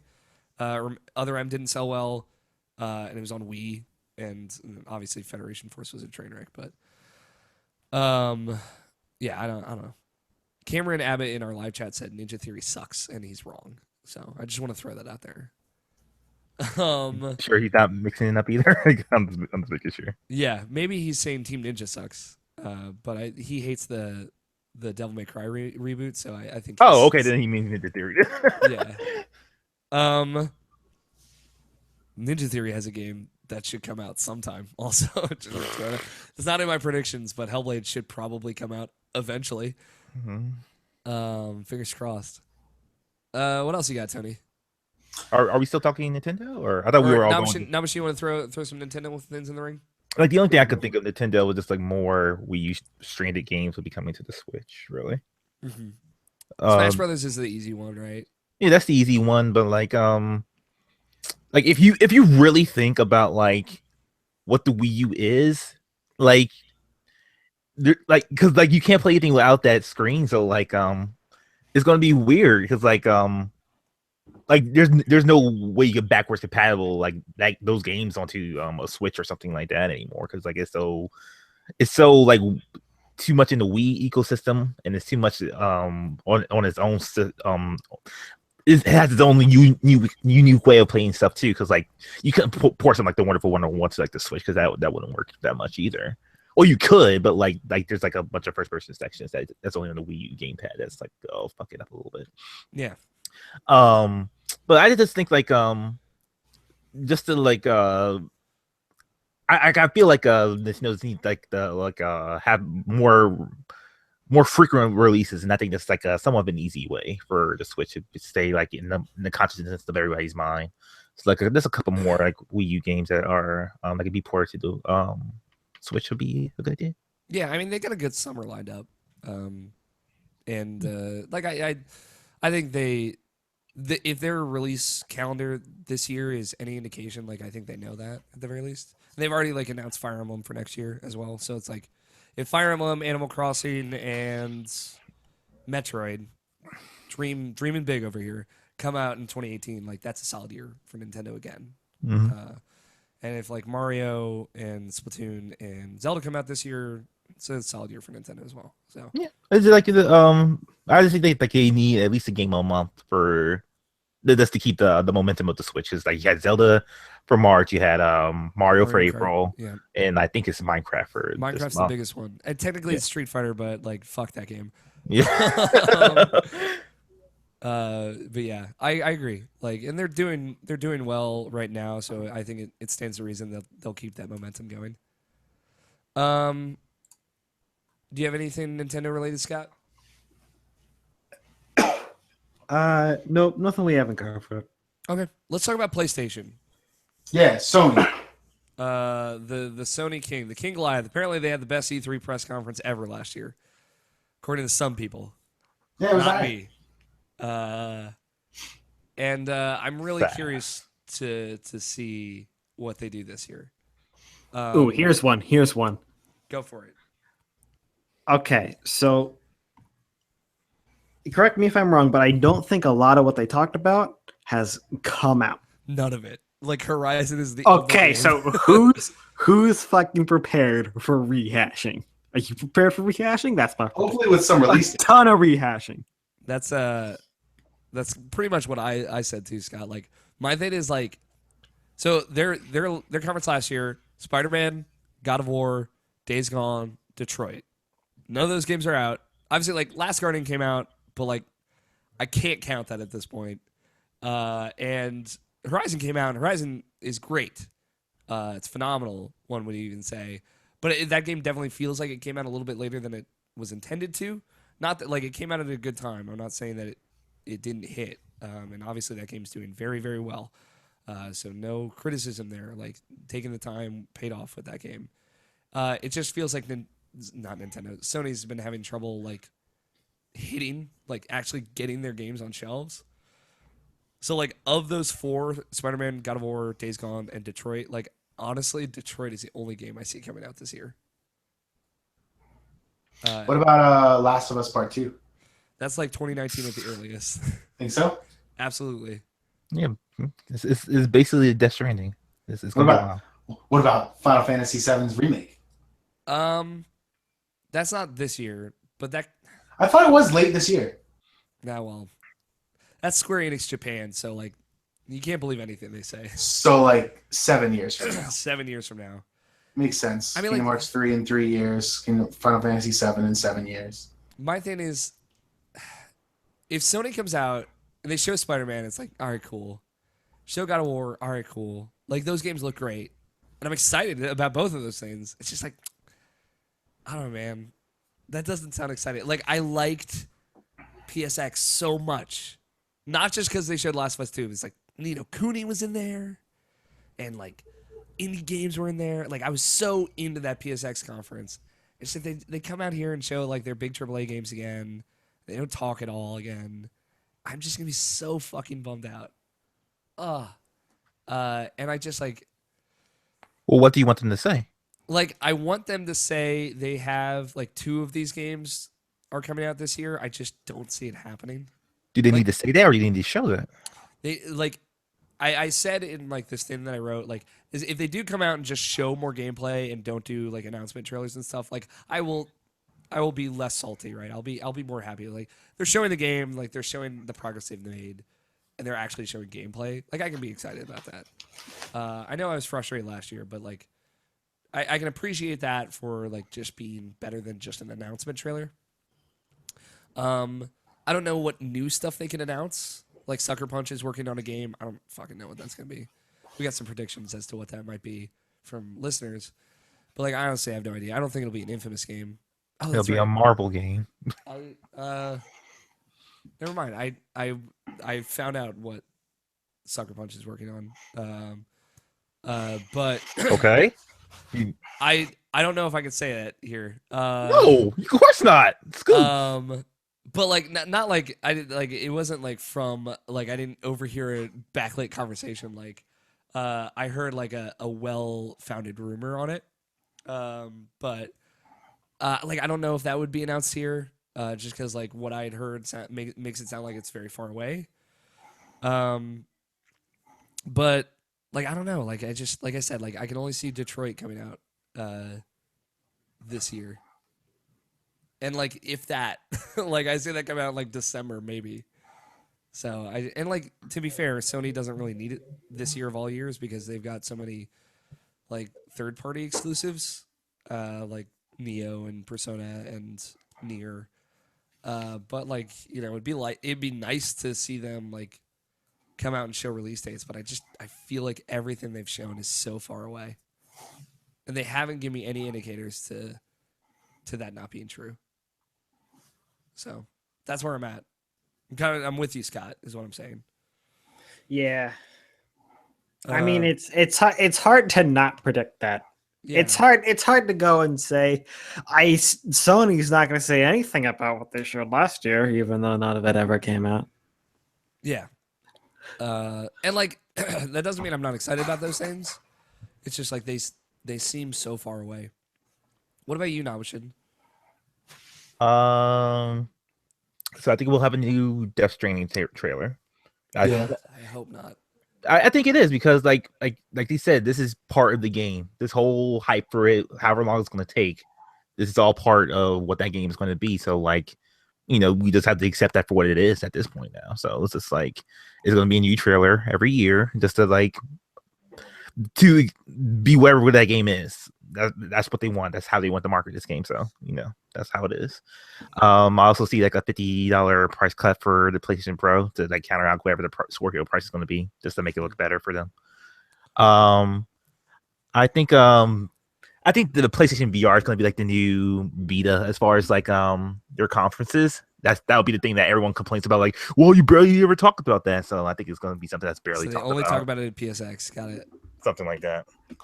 I think again this year, they're not going to have any like indie games on the stage. Like that was like a shocking thing I saw last year, and I just think they're just gonna like just do it again. I think they have too many third parties and they're too bloated right now to be like showing indie games, unfortunately. But like I just think that's the way Sony is right now. They got to show Call of Duty now. They're probably gonna show Destiny there. Battlefront as well. It would be nice for the rehash thing to not be true, and instead fill that time up with indie games. Yeah, but we know it's not gonna happen. I like if they do rehash stuff. Like I want it to be stuff that comes out this year. I mean, there's a rumor going around that Spider-Man or at the very least this year. Or at the very least, no, before the next E3. Yeah. And I agree with you, Nabshan. I don't see that happening. Yeah, and like the only other thing I predict is like hopefully that new Devil May Cry game with classic Dante will be announced. That'd be cool. Devil May Cry 5. Keep the dream alive. What do you guys, Tony? What do you think? For the Zone, yeah, little to no PlayStation VR. Okay. Yeah. I think that it would be a bad move for them to focus on PlayStation VR pretty much at all. Okay. Unless they had something like super rad for it, Yeah. But it's it hasn't really done that much since it came out, so like I don't think people care. Yeah. I mean, VR is in such a weird spot too, and I just don't think it's like Nabshan said that like they're too bloated to focus on stuff like that at this point. Yeah. So that I would say really the only thing that it's more of just, this is me, what I hope for is a lot more release dates rather than just like, hey, here's a game. I want to know like a time frame for a game.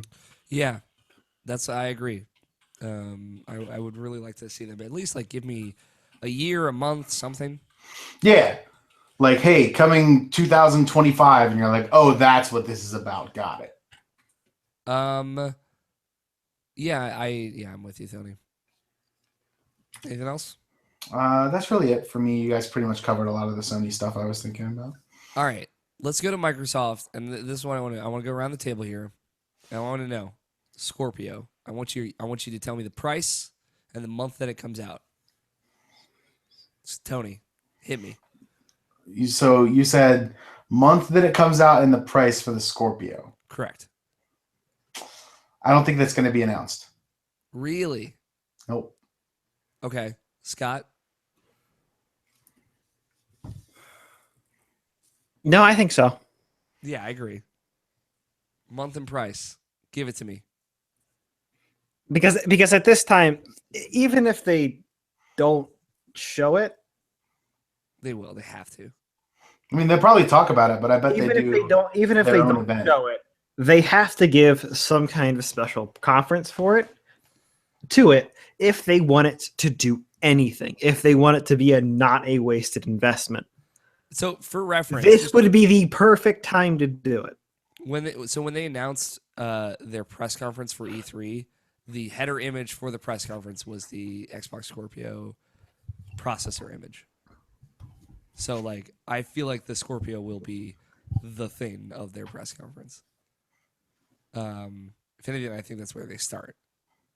But I think it will be $499, and I think it will come out in September. That is my guess. This is probably gonna be a bet as well that we do E3 bets with. But that is what I'm laying my hat on. Nabshan had to step out. I don't know if he's back yet. Doesn't look like it. What other predictions do you guys have for Microsoft? Any thoughts or feels, Tony? I know you're not super invested in the Microsoft ecosystem. Um, they're going to talk about probably a Forza game, and maybe the one that is planned for the Scorpio. They've got that Middle Earth game. Yes, Shadow of War, Yeah. which they have an exclusive partnership with. Right. They've got. They'll probably talk about sports again because they always do. Mm-hmm. Not as much as EA, but maybe a little bit. Yeah. But that's pretty much my scope on the Microsoft stuff is that they will talk about and show off stuff about the Scorpio, but I feel like they will probably refrain from giving at least the price. I don't think the price will be shown if they show a release date at all. Okay. Do you have anything, Scott? Any thoughts or feels? For Microsoft? Yeah. Do you have a price and release date guess for Scorpio? No, not at all. Okay. Hey, we said no silliness here. Trying to pinpoint that shit is silliness. I don't think so. I think I got it on the head. Not How much did you say? I was just curious. Sorry. I said, what's your price guess? And then we'll trade. Oh, price test. Price and release month for Xbox Scorpio. Release month. It'll definitely be after Destiny, but before Call of Duty. So it would be in October, I would think. Okay. Sometime in October. I don't know the exact date. And price will probably be like let me see. PlayStation Pro is $400, so it would be between 400 and 500. So I would probably say like 500, maybe. Okay. I said $499 in September. So we line up for the most part. Because I only say September because Phil Spencer did say like we're running ahead of schedule on Scorpio on Twitter. So that's good. I also think the Xbox it'll be called Xbox One Elite. That is my guess for the name. It's such a bad name. It's a bad name, but like they've used that brand name before, so I think it makes the most sense. Do you have any guesses? Do you think it'll come with an Elite controller? No, because that'd be too expensive. Actually, Can't do it then. I bet there will be a SKU of Scorpio that has an Elite controller. Sounds like a bet. That does sound like a bet. Nabishin, do you have any Microsoft predictions? Yeah, I got a bunch. Okay. Be revealed there. The show like, hey, this thing's actually still a game, it's still coming out pretty soon. Okay. I think Microsoft has like a new exclusive game for under their belt that they're gonna have. And I think it's gonna be multiplayer only. It's gonna be like a Destiny or a Division-like game. Okay. That just seems like who's a developer? Oh, I didn't think that far, but fair enough. It'll definitely be an exclusive for their platform. Well, that and PC obviously, but like whatever that is, it's gonna be something like that for them. So I think I think that's a smart decision. That's like where the tide is going as far as video games these days. Players Unknown Battleground will be shown on stage, and That'd be cool. And that'll be an Xbox game preview thing. So okay, yeah, could they do early access on their system? So like it'll totally work out for them as far as that.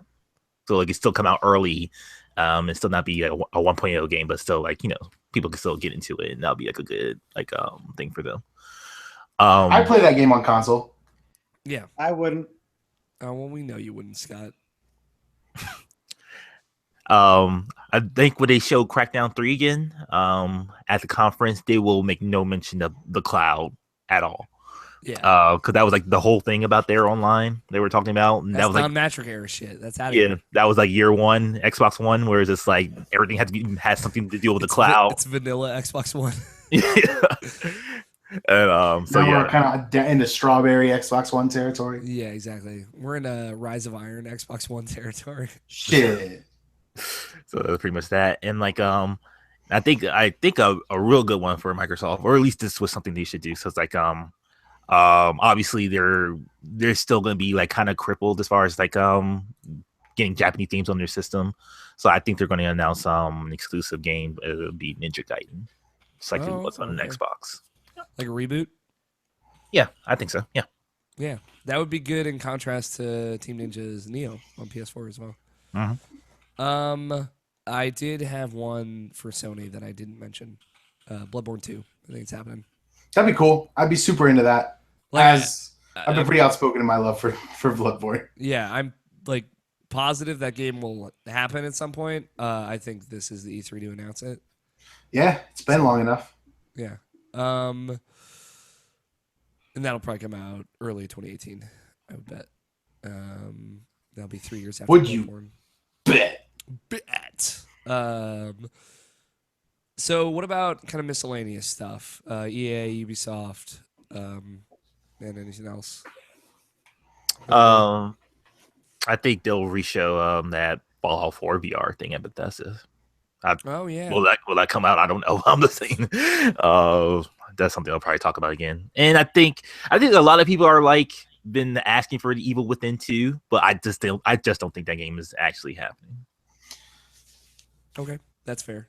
That's valid. E3 or rather E3 EA sports E3. games Yeah, and Star Wars Battlefront 2, yeah, and that's all they've got. and that's it. Yeah, I straight up think on the EA front that they won't announce any new games that we don't already somewhat know about. As far as like, so I don't think they're going to like come out of nowhere and say, "Oh, we got a new Dead Space game or something like that," or Army of Two again. Like, I don't think there's going to be something. Yo, but if they did announce a new Dead Space game, that would be so great. Yeah, I think it's time for it, but I don't know if they'll do that. Yeah. Yeah. Then there'll be Red Dead Redemption 2, Destiny 2. Red all Dead 2 will those. be there. Yeah. I said I didn't write it out yet, but I just said EA fails at delivering again. Again. That's all I wrote. I think that's it for our predictions. Yeah, we covered a lot of good shit. You guys want to go through some? All right, hold on, wait, real quick. Yeah. Your prediction for game of show. Ooh. Ooh. You want to know mine? What? What's yours? Mario plus Rabbids Kingdom Battle. Fuck you. I would say it's probably going to be either Mario Odyssey, if it ends up being as... All right, that's your one. You can't have two. Fuck you. If it ends up being as exciting as Zelda is, but for Mario, or Spider-Man. Spider-Man? Because I would bet they show a demo of Spider-Man at this E3. Yeah, I would. Again, no expectation of it coming out this year, but I bet if that game, man, if they do it, fuck, that game could be something.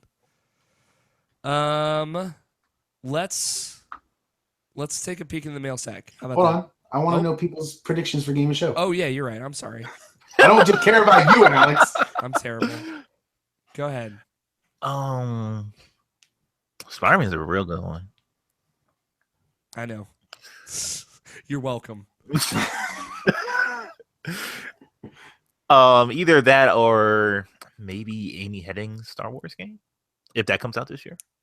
They already said it's coming out in 2018. So Never mind. yeah, Crushing it. Maybe some Ubisoft game. Maybe Far Cry 5. I don't know. I have no idea. Far Cry 5 could be good, man. They could also completely bomb it. Well, yeah, there's always that option. Well, no. For this time in particular, because of the way they're trying to handle it. That's right. You don't fuck with the United States. Do you have a real prediction, Tony? I'm biased, but I want it to be Destiny 2. I want to believe, man. I want to believe so bad. Dude, you and me both. Scott? I'm pretty sure it's gonna be Mario Odyssey. You're probably not wrong. Yeah. From what we saw last time. Yeah, dude, like that. If they do like a full unveil of it. Yeah, it could be If really they vote, cool. if they vote the time to do it. Yeah. No, I'm with you. Man, I like. All right, so that's the show.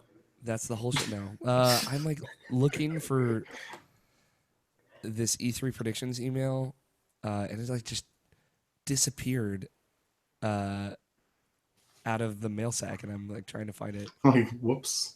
Can you guys fill air for a second? Yeah. Scott, tell me the difference between regular Counter-Strike and Counter-Strike Go. I know they're two different games, but like, what's the? Think of it more like a different iteration between Call of Duty games. The biggest thing about it is instead of like a Call of Duty game where they just reiterate the game with a different set of tweaks over the same engine, it's a new engine built to make the game itself play better, built to fix the inherent problems with the game itself. Counter-Strike. Is it bigger than Counter-Strike right now? It's is the Counter-Strike to play. Yeah. Okay. Right. Counter-Strike Global Offensive that's the one that if you've ever seen the esports Counter-Strike stuff, which is fucking nuts, it's all CS:GO. It's all anyone really cares about nowadays. Mm-hmm. Okay. It was built from the ground up to be that because it was always growing into it, but it didn't have it in the game itself to go there. Okay. Before we get in the mail sec, I did find the lost email, but how can we not include our own Danny Juarez? Irrational Passion's own Danny Juarez. He did send that giant text. Because they're all silly, and we agreed that none of they're not all silly. Some of them are silly. All right, don't read those. I'll read. These are Danny's. Danny Juarez texted this to us in our mega thread. For EA, he said Amy Hennig's Star Wars game gets shown with a dev diary trailer, which is that is so probably true. New Dragon Age shown, which is ambitious. Madden will have a story mode this year, which is weird. That's interesting because FIFA had it last year. Yeah, FIFA had it. God, we gotta stop saying FIFA. No, that's what it's called, Alex. It's FIFA. Well, you see, if we don't call it FIFA, you're gonna start trying to call it Foofy, and I am completely against this. Don't do it. Fair. Yo, FIFA, I want to play Foofy. Stick to FIFA. I need to have a FIFA vodka after this fucking podcast. Ubisoft Prince of Persia reboot. That's a good one. I like that. That could be a good one more again. Thing. Yeah, I mean again, but they're like fuck it, man. They're getting hostilely taken over this year, so they're why not go out on an edge, go on a limb. What if we as a podcast just hostilely took over Blizzard Entertainment? Yeah, let's just get fucking $3 billion and just do that real quick. Just buy them out. It'd be probably more than that. God, Blizzard's worth so much money. The Division 2 Electric Boogaloo. But then we could name it World of Irrational Passions. We could call it Battle.Irrational Passions. Yeah. Splinter Cell Blood Dragon. That's a weird prediction. I could believe them doing another Splinter Cell game. God knows Roger Picorni needs it. But Splinter Cell Blood Dragon, man. Like a Blood Dragon-esque game would be weird. Beyond Good and Evil 2 teased again, but not shown for another 5 years. Fuck you, Danny. No. Being a Kingdom Hearts fan, I don't think people should be joking. Extended dates. Yeah. No, I'm with you. It's an open wound for me always. I mean for him in particular too. It's because you get ridiculed about this all the time, and then you can't make jokes like that. That's not fair. Yeah, I cried when they can't have it both ways. Yeah. Bethesda Doom Story DLC, Fallout Online, Elder Scrolls 6. I feel like they won't show Elder Scrolls 6 yet. Skyrim release date for the Switch. I completely forgot about that. Yeah, we all did. Wolfenstein sequel, yes. Evil Within 2, real spoopy. I want to believe, yeah. I'd love to see what Machine Games is doing. Not Machine Games. Tango Gameworks is doing, regardless. Devolver Digital has a press conference this year, which I forgot. Yeah. And he says for that, Hotline Miami 3, and that's it. For Xbox, Scorpio release date and price. He doesn't say what he thinks. Fucking Danny. Armored Core Revive for Scorpio. Phantom Dust Reboot Revive. Gears 4 Story DLC. Cuphead release date. Halo 6 teaser. Okay. PlayStation. Kojima ascends from the sky and brings the gift of a new Death Stranding trailer with Robert De Niro making a cameo. That's fucking silly. Days Gone trailer. Didn't we agree not to read those? You're right, Scott. My bad. It was too silly not to read. Days Gone trailer shown with release date of Q4 2017. God of War also shown again with a release date of November 2017. No fucking way. No, fuck. That's like 20. That's like March 2019, realistically. God of War's definitely going to be shown again, though. Yeah, they'll definitely show that game again. I'm excited to see that game. Of the games, that and Spider-Man, I'm excited to see again. Days Gone, they got a lot of work to do. DMC 2 surprise trailer, so I guess he believes it'll be the reboot too. PSVR is shown with Deep Down coming back as PSVR title. That is a bold prediction. I like that.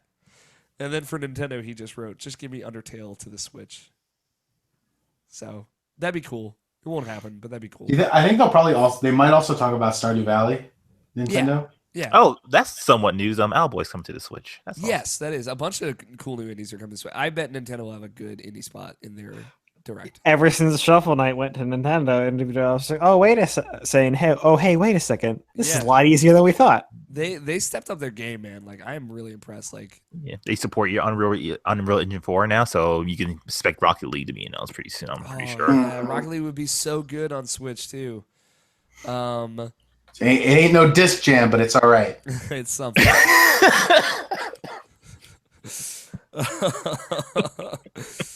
All right, so we got some emails from.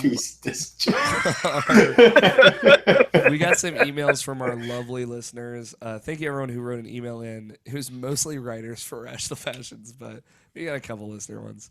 This comes from Stephen Coffin. So thank you, Stephen.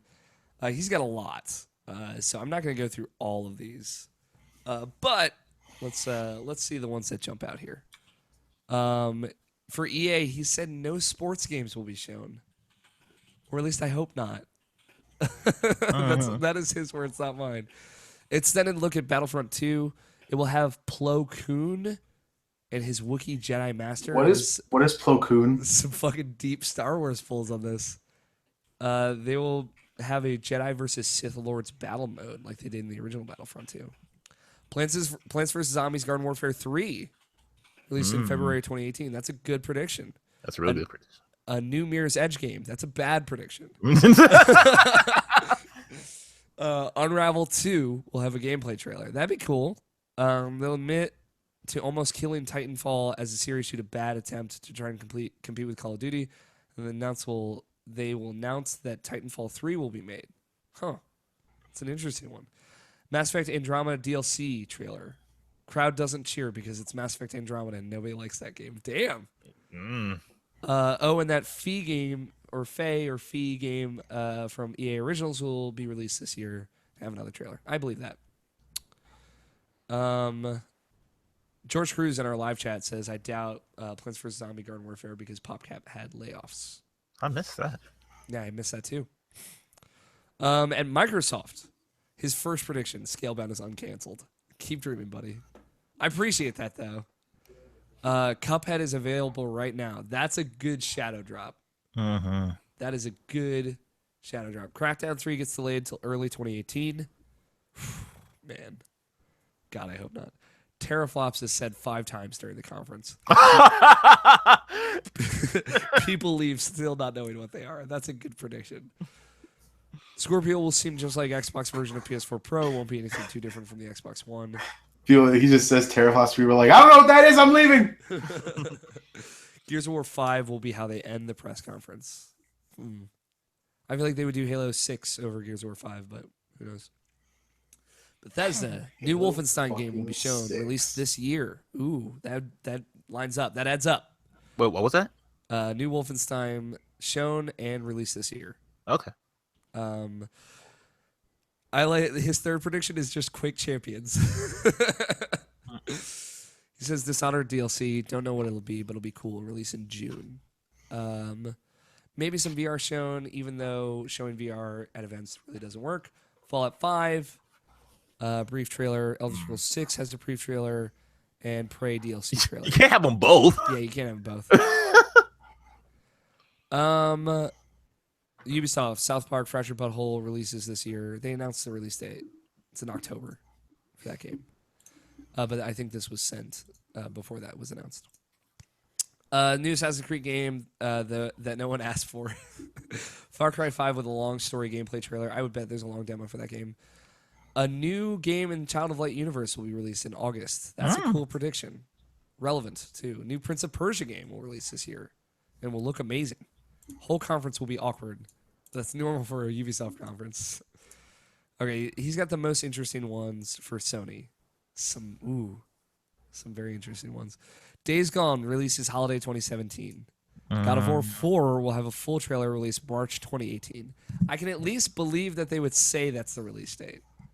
I can see that too. Sure. It won't be. No. March 2019. Crash will get a small trailer. Yeah, okay. Hellblade will get another trailer and release in August. Thank you for mentioning Hellblade. Knack 2 release holiday 2017. Remember, there is a Knack 2. Horizon Zero Dawn DLC will release this summer. New Ratchet & Clank game trailer releases in 2018. Bloodborne 2 trailer 2018. Ratchet doesn't get a trailer, then Resistance 4 trailer releases 2017. Resistance 4, my God. Man, dude, what a dreamer this kid is. I love it. Death Stranding gets gameplay trailer. No fucking way. Nope. Last of Us 2 releases late 2018. I could also see them announcing that as the release date. It won't be, but. New Team Eco game announced with a 10-second video introducing some cool animal everyone will be in love with and want to spend time with. Then people will wait very long time to see the game release. Spider-Man will have Moon Knight in it. I don't know what Moon Knight is. And his 14th Sony prediction, which is a banger, PlayStation Vita 2, which is dreaming big, living big, and I love it. I'm going to call that one silly because even if they announce a new PlayStation Portable, it's not going to be Vita 2, but you know it's not going to be Vita 2. Yeah, I mean, like, I think he just means in concept. You think they'll call it the PlayStation Scorpio? Yeah, that's what they call it. They'll call it the PlayStation 4PO. There you go. I know. I think they call it the PSSP. Huh? PlayStation Super Portable? Super portable. Nintendo, he says, custom Robo for Switch. Like a Chibi Robo sequel. Pokemon for Switch. No, custom Robo is different. Oh, is it? Okay. It's its own series. Yeah. Okay. Custom Robo for Switch releases 2017. Pokemon. Did for they Switch, announce? Hold on. Do you know anything about that? No, this is a prediction. So as far as I know, Pokemon for Switch releases 2018. He agrees with me. Zelda DLC will be shown, which makes sense. I didn't think of that. Mario Odyssey gets another trailer. Super Mario Sunshine and new Okami game. We've gotten multiple predictions saying a new Okami game, and I love it. Really? Yes, Oh my God. I love it. He did send a follow-up email saying that he forgot that Insomniac is making a new Spider-Man, so no Ratchet or Resistance, but a different studio makes the Ratchet and Clank games now, so I still think that is on the table. I don't think they'll announce it this soon, but they might. I don't know. Those are good predictions. Very optimistic. Not as ruined as our souls, but I love it. This email comes from George Cruz Alvarez, my sweet baby boy. Oh wait, hold on. Danny sent us a text message, and he really wants us to read it.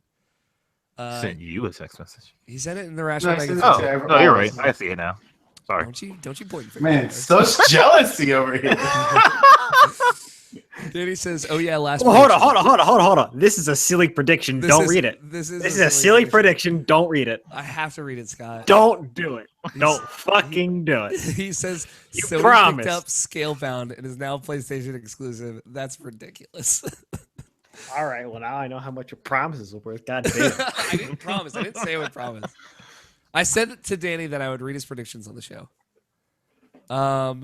George Cruz also said in our live chat that he would love a new Resistance, but you have a better chance of seeing Knack 3 being announced, which is savage, and I love it. So this comes from George Cruz. He says, like everyone else on the site and on the internet, I have opinions and predictions about this year's Electronic Entertainment Expo. I don't think these are too outlandish because I think we are going into a mild E3 apart from Nintendo, given how spoiled with great games we've been since August of last year. Fair. It's true. For EA, it says creative lead at Coldwood Interactive will go up on stage, give a touching speech, and formally announce Unravel 2. Another Unravel 2. In the same spirit, at least an additional 10 minutes will be given to show off some of the smaller titles like Sea of Solitude and Fae. They will then awkwardly transition from that segment into something completely different, probably the new Need for Speed game. And then he says the new Need for Speed game will look promising, and then parentheses, but will be disappointing upon release. He then said Star Wars in all capital letters. Celebrities will in attendance will include Lil Yachty, Logic, Halsey, and Terry Crews. I get that. I like that. No Zac Efron, no Weed 3, but Lil Yachty's there. Yeah, we did. Terry Crews did like make a Facebook video saying like he's going to be like part of a big announcement at E3. Got to be Overwatch, man. Said y'all know what it is his exact words. Yeah, man. He's gonna be Doomfist in Overwatch. He's going to be Doomsday. It's gonna be Doomsday in Marvel vs. Capcom Infinite, which is also coming out this year. So Sony will probably talk about that. For Microsoft, Do you think they're going to talk about new amiibos? Yes. Sony will absolutely. Sony will absolutely talk about new amiibos for their PSS. Sorry to derail you, but that just popped into my head. I don't know why Terry Crews led me to think about amiibos. Maybe I just want there to be a Terry Crews amiibo, but here we are. For Microsoft, George says a lot of time on Forza Motorsport 7. God, I hope not. He says it's an easy showpiece for Scorpio. Sea of Thieves is not going to look very compelling, and we will find ourselves wondering why we ever thought it seemed cool in the first place. 2018 release date. Damn. I doubt that. I doubt that too. I want to believe in Sea of Thieves. I doubt it because like the multiplayer aspect of that game is what they're selling on, and that's what they're going to show. So that's what people are going to attach to. Like, will that translate good as far as like when the game actually comes out? I don't think so. But like as far as like what they're hyping up is what you can do with your friends. So that's what they're going to show. I think that's Microsoft's Destiny game. That's what you think it's going to be? I think that's it. Oh. If they do announce a new IP, like I think it would be out of that ambient multiplayer genre because I think Sea of Thieves is filling that. But we'll see. Moon Studios, who made Ori and the Blind Forest, will unveil their next game. That'd be cool. I'd be down to see whatever they do. And he says not one game from Japanese developer will be shown. So suck it, Nabashin. For Bethesda, he says Evil Within 2 and will look out of touch after the release of Resident Evil 7. But I will still be pretty excited about it. That's my boy, George. Looking out for the little guy. For Ubisoft, he said, fuck, man, I don't know. Do we honestly care? That Mario X Rabbids game is actually a reskin of Child of Light. To Roger McCordy's delight, a new Splinter Cell game is announced, and it's somehow an online open world game. And zooms out, it's all multiplayer. The conference will once again be 2 hours long. The Crew 2 will look sick as hell. I think George is the only person with that prediction. For Sony, he says Bloodborne 2 is real. Hidetaka Miyazaki, Jesus. Yep. I got there. Is not directing it. Interesting. Sucker Punch new game is revealed. Knack 2 isn't even mentioned. No Last of Us. Detroit Beyond Human will be there and will try to move us in a significant way, but to no avail. They will have a noticeable lack of VR. Hopefully, at least a sizzle reel accompanied by someone from Sony saying they're excited about their partnerships. That's dark. And for Nintendo, a new Animal Crossing is revealed and connects to the mobile game somehow. Mario Party 11. Jeff Gerstmann cries on stream. A significant and impressive list of indie games will be showcased. Platinum Games will have something for the Switch. Save prediction Bayonetta 3, wildcard new Okami. Oh my god. Oh, I didn't see that part of the Okami prediction, but god damn, Nabashin. If that happens, I'm going to cry on stream. Fire Emblem Heroes. You and Jeff Gerstmann. Yeah, me and Jeff Gerstmann will sure as hell be a Dynasty Warriors game.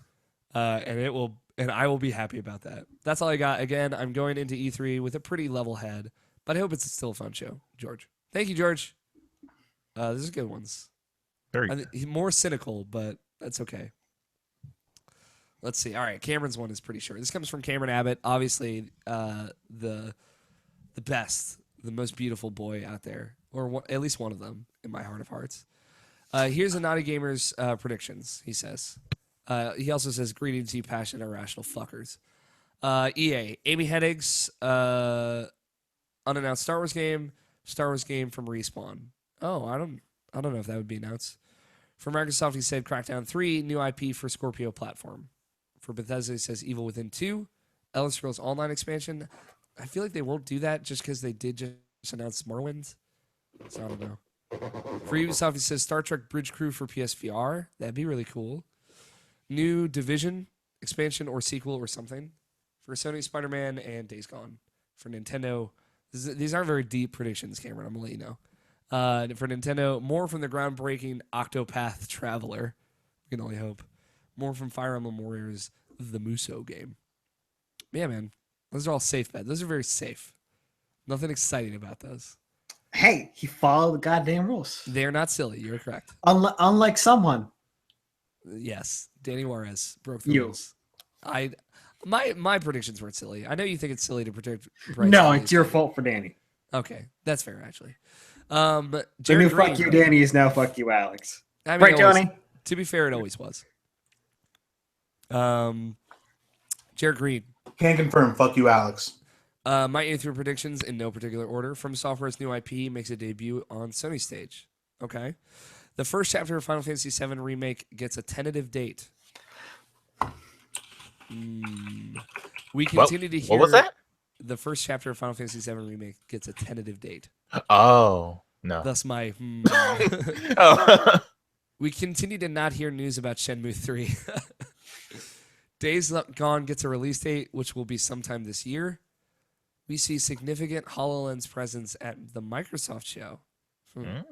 He says, or maybe I'm wrong. Whatever. Eat my butt. Thank you, Jim. Okay. Yeah. Scott is down. That's it. Those are all of our written in predictions. Oh, we got some tweets. That's right.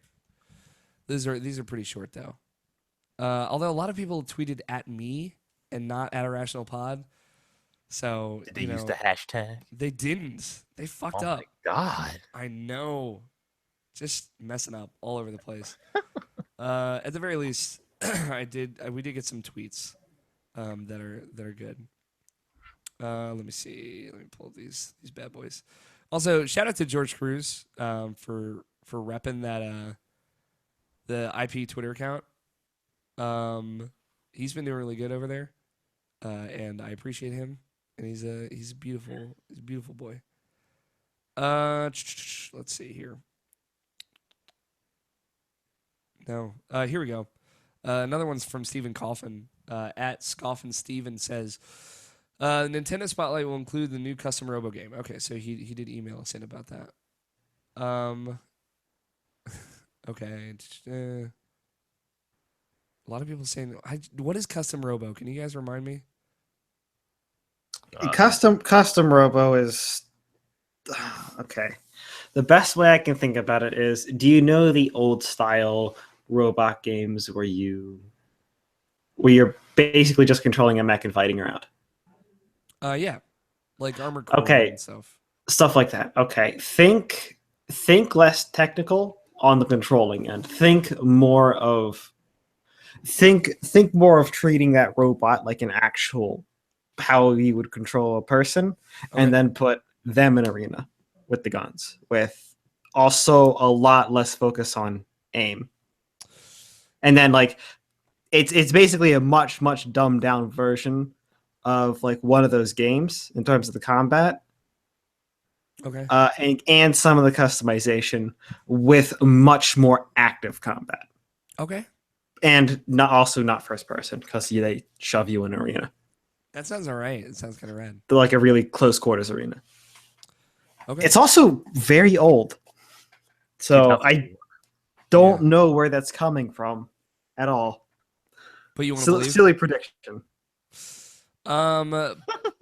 Apology says Sucker Punch new game will be revealed and it will support PSVR in some way. Bold. I like it. If anything, it would be Dreams, but I mean, a game that's getting support with VR later on, but I don't even know that still even is a game. Yeah. Logan Wilkinson says new Dr. Mario game is shown off. # Year of Dreams. Trevor Starkey at Snarky Starkey says Nintendo will announce a port of Star Fox Zero for the Switch. That would be the wrong one. That would be the wrong one. I like that game, but still, no. That's I wouldn't. I would if anything more from the Switch, from the Wii U, a system I really did like in the door. That is not the game. Yeah. Gotta Yeah, bring over that Star Fox Adventures. All right. GameCube Virtual Console will be good. Anything Virtual Hell yeah. Console will be expected and good. Mark Freeman says Dreams beta out now within 1 week with PSVR support. And he said, but that's by Dead Cert. Have no idea what Microsoft has up its sleeve. Austin Moore said Pokemon Stars announced for Wii U and 2DS only. That's funny. And Brian Bell says, all I want is Zac Efron in a game now. Can he be the lead in Until Dawn 2? He says, by the way, that's my prediction, a sequel to Until Dawn. That would be good. I'd love to see that. I think that's the majority of our Twitter predictions. Roger Picorni just said multiple times that he thinks Spider-Man's going to be rad, and he really, really wants there to be a new Splinter Cell game. Like, really, really does. That's it. Thank you, everyone, for all your E3 predictions. You have a week off of IP to sit with them and think about them.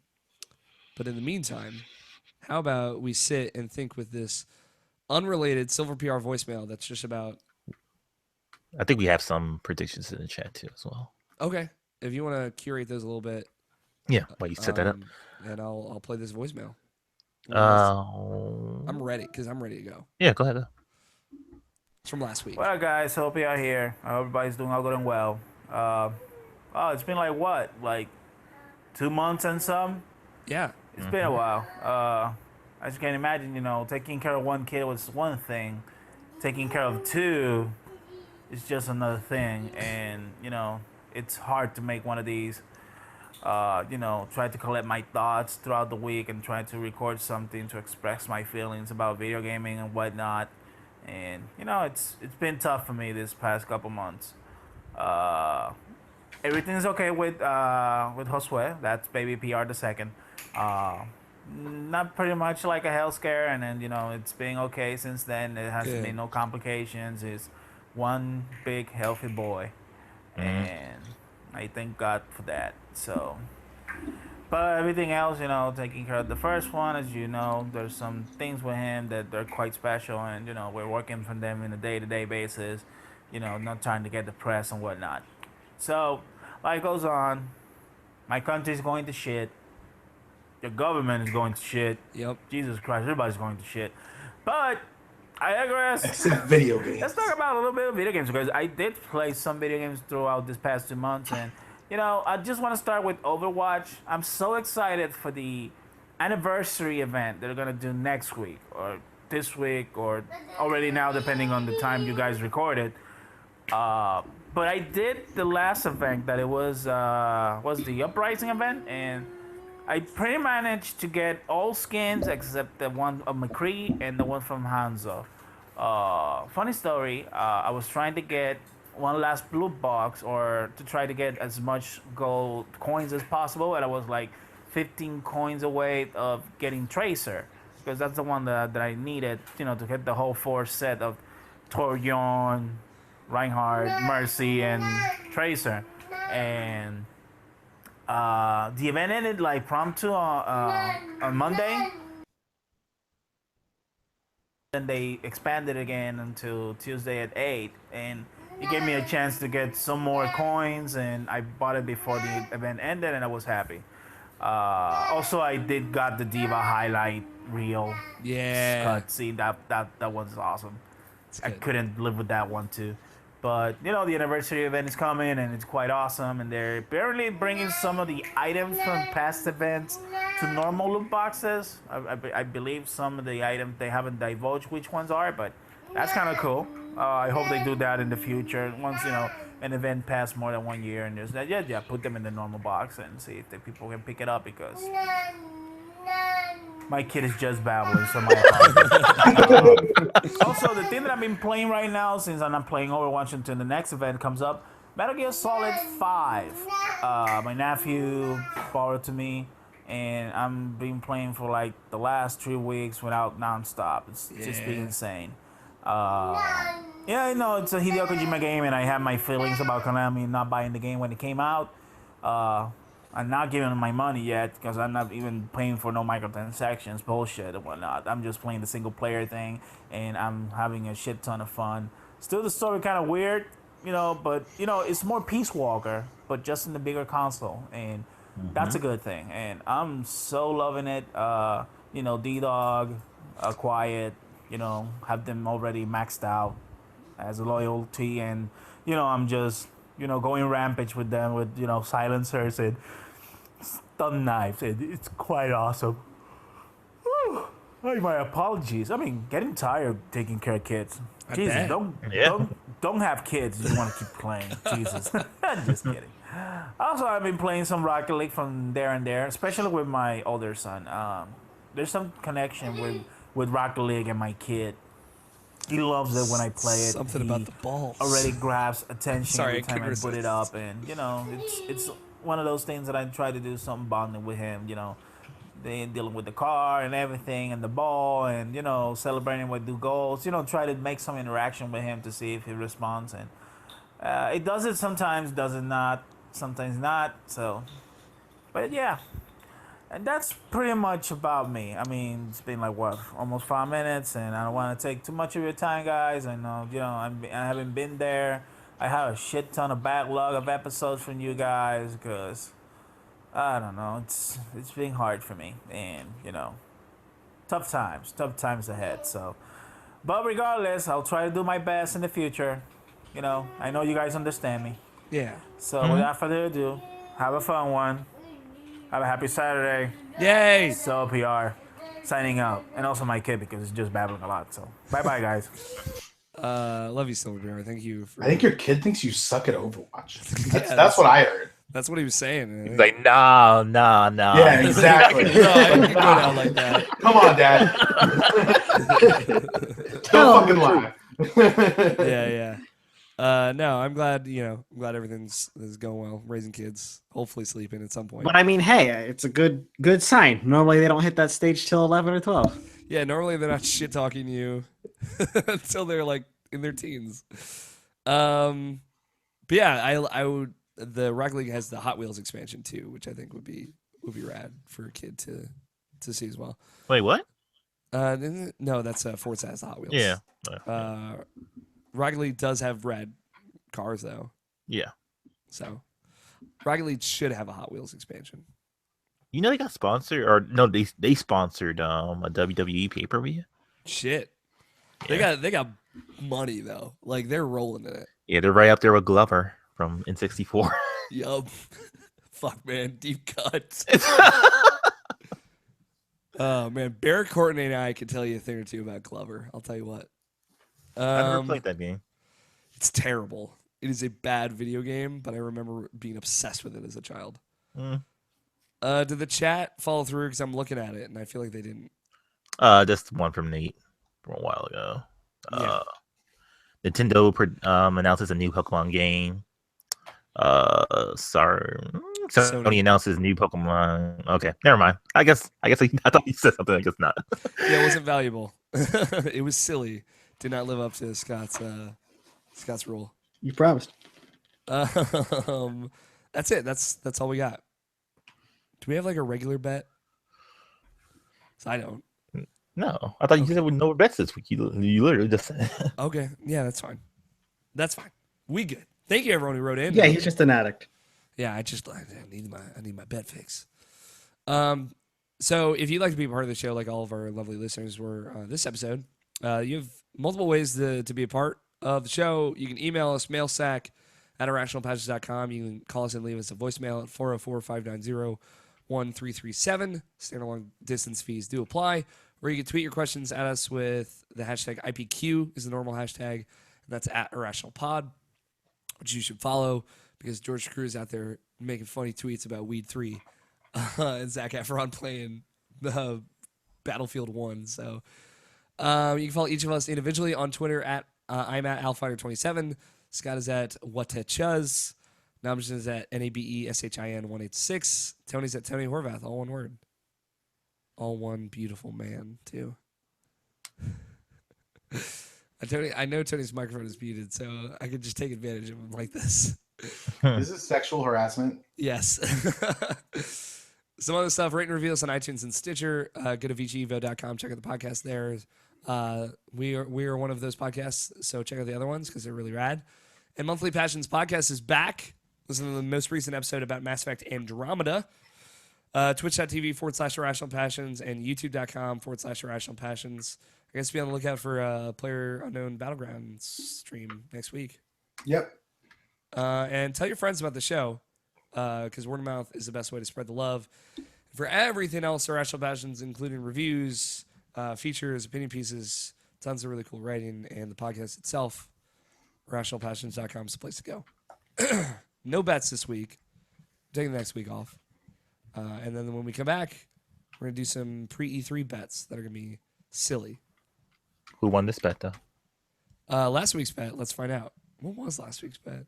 Oh, yeah, I should probably look that up. I wrote it down, so... I don't remember. I said a number. Ultra Street Fighter 2 comes out, and how many words will the top comment be on the YouTube launch trailer? That's good. Do you think that would be on Capcom or Nintendo's page? I think Nintendo's page. I'm about to look right now. All right. This is a good one, too. This is a close bet. Yep, here it is. Wait, this is Ultra Street Fighter 2 Battle Tactics. I don't know if that qualifies. Let's see. Is there an Ultra Street Fighter 2 launch trailer? Would there be? Probably not. I'm not seeing it. I don't know. Let's see. There is the Battle Tactics. So if nothing else, we have something. I have one for Nintendo UK. Nintendo. We did say we didn't specify which YouTube channel it will be. So if it launched somewhere, it launched somewhere. So hit me up, Nobshin. All right, hold on. All right, it's loading. It's the top comment, not the most recent comment. Also worth specifying. Mm-hmm. Like I said one. Yeah, because you expected it to be first. Yeah. I don't know if I have comments off on my thing. Let I me don't see. see any. Hold on. I'm gonna just give this. I got some comments. I mean, if comments are off, then that would be 0. It's a good comment. So does a price count? No. No. Does 30 written down as a number count? Yep. Okay. Wait. As 30 written as a number, Like not as a in, like- word. Not a word. Yeah. No. Okay.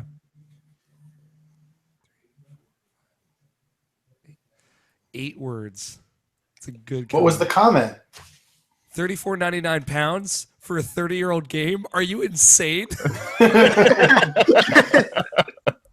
Oh my god, I fucking love the internet. Sometimes. Was it my guess 8? Yours was 3, dude. You were Oh, the mine was closest. 3. Oh, okay. You were the closest. I guess it was another bet that my guess was 8 on. Yeah. So Tony bet 1. Scott bet 3. I said 18. Nabishin said 17. Oh no, you said 18. That's where I get Yeah, it from. yeah. Okay. So Scott was closest, off by 5. Woo! Which brings the score up to Team Flaught, 15 points. Oh fuck. That's Team Flaught, Nabishin. Oh, you're right. And I can't Nailed woo. it. I can't woo right now. I can't go high pitch. Woo.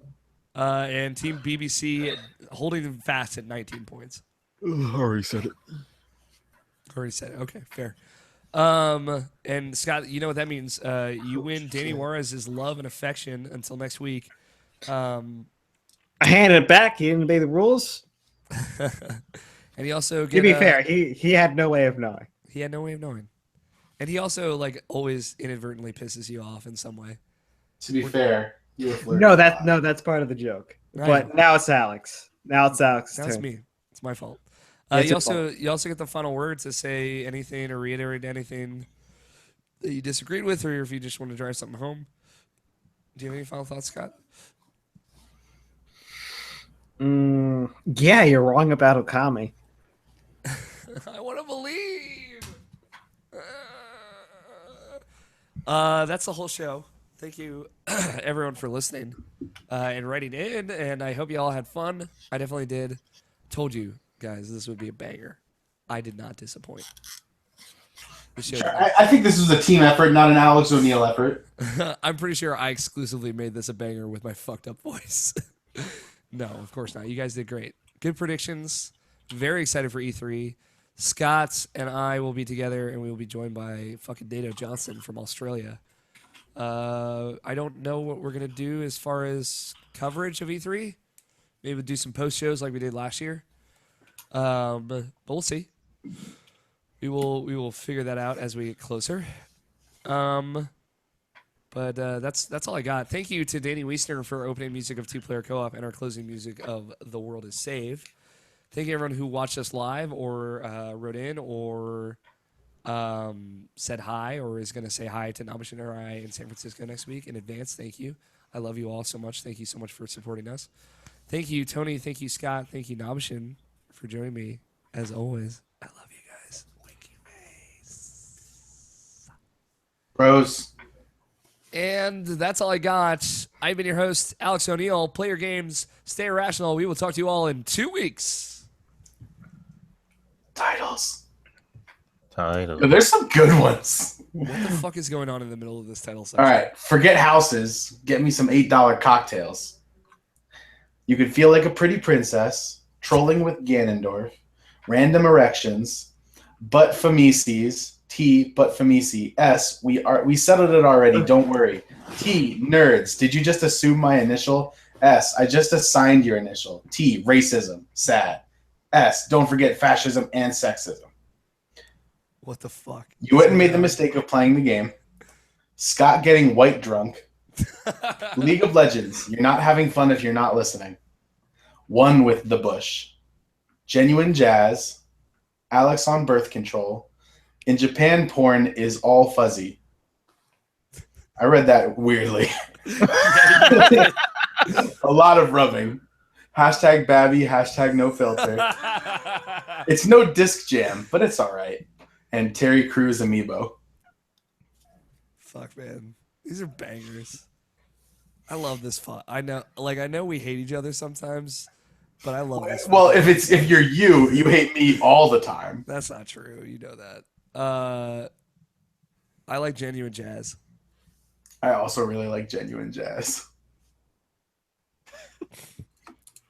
Hashtag Babby. Hashtag no filter.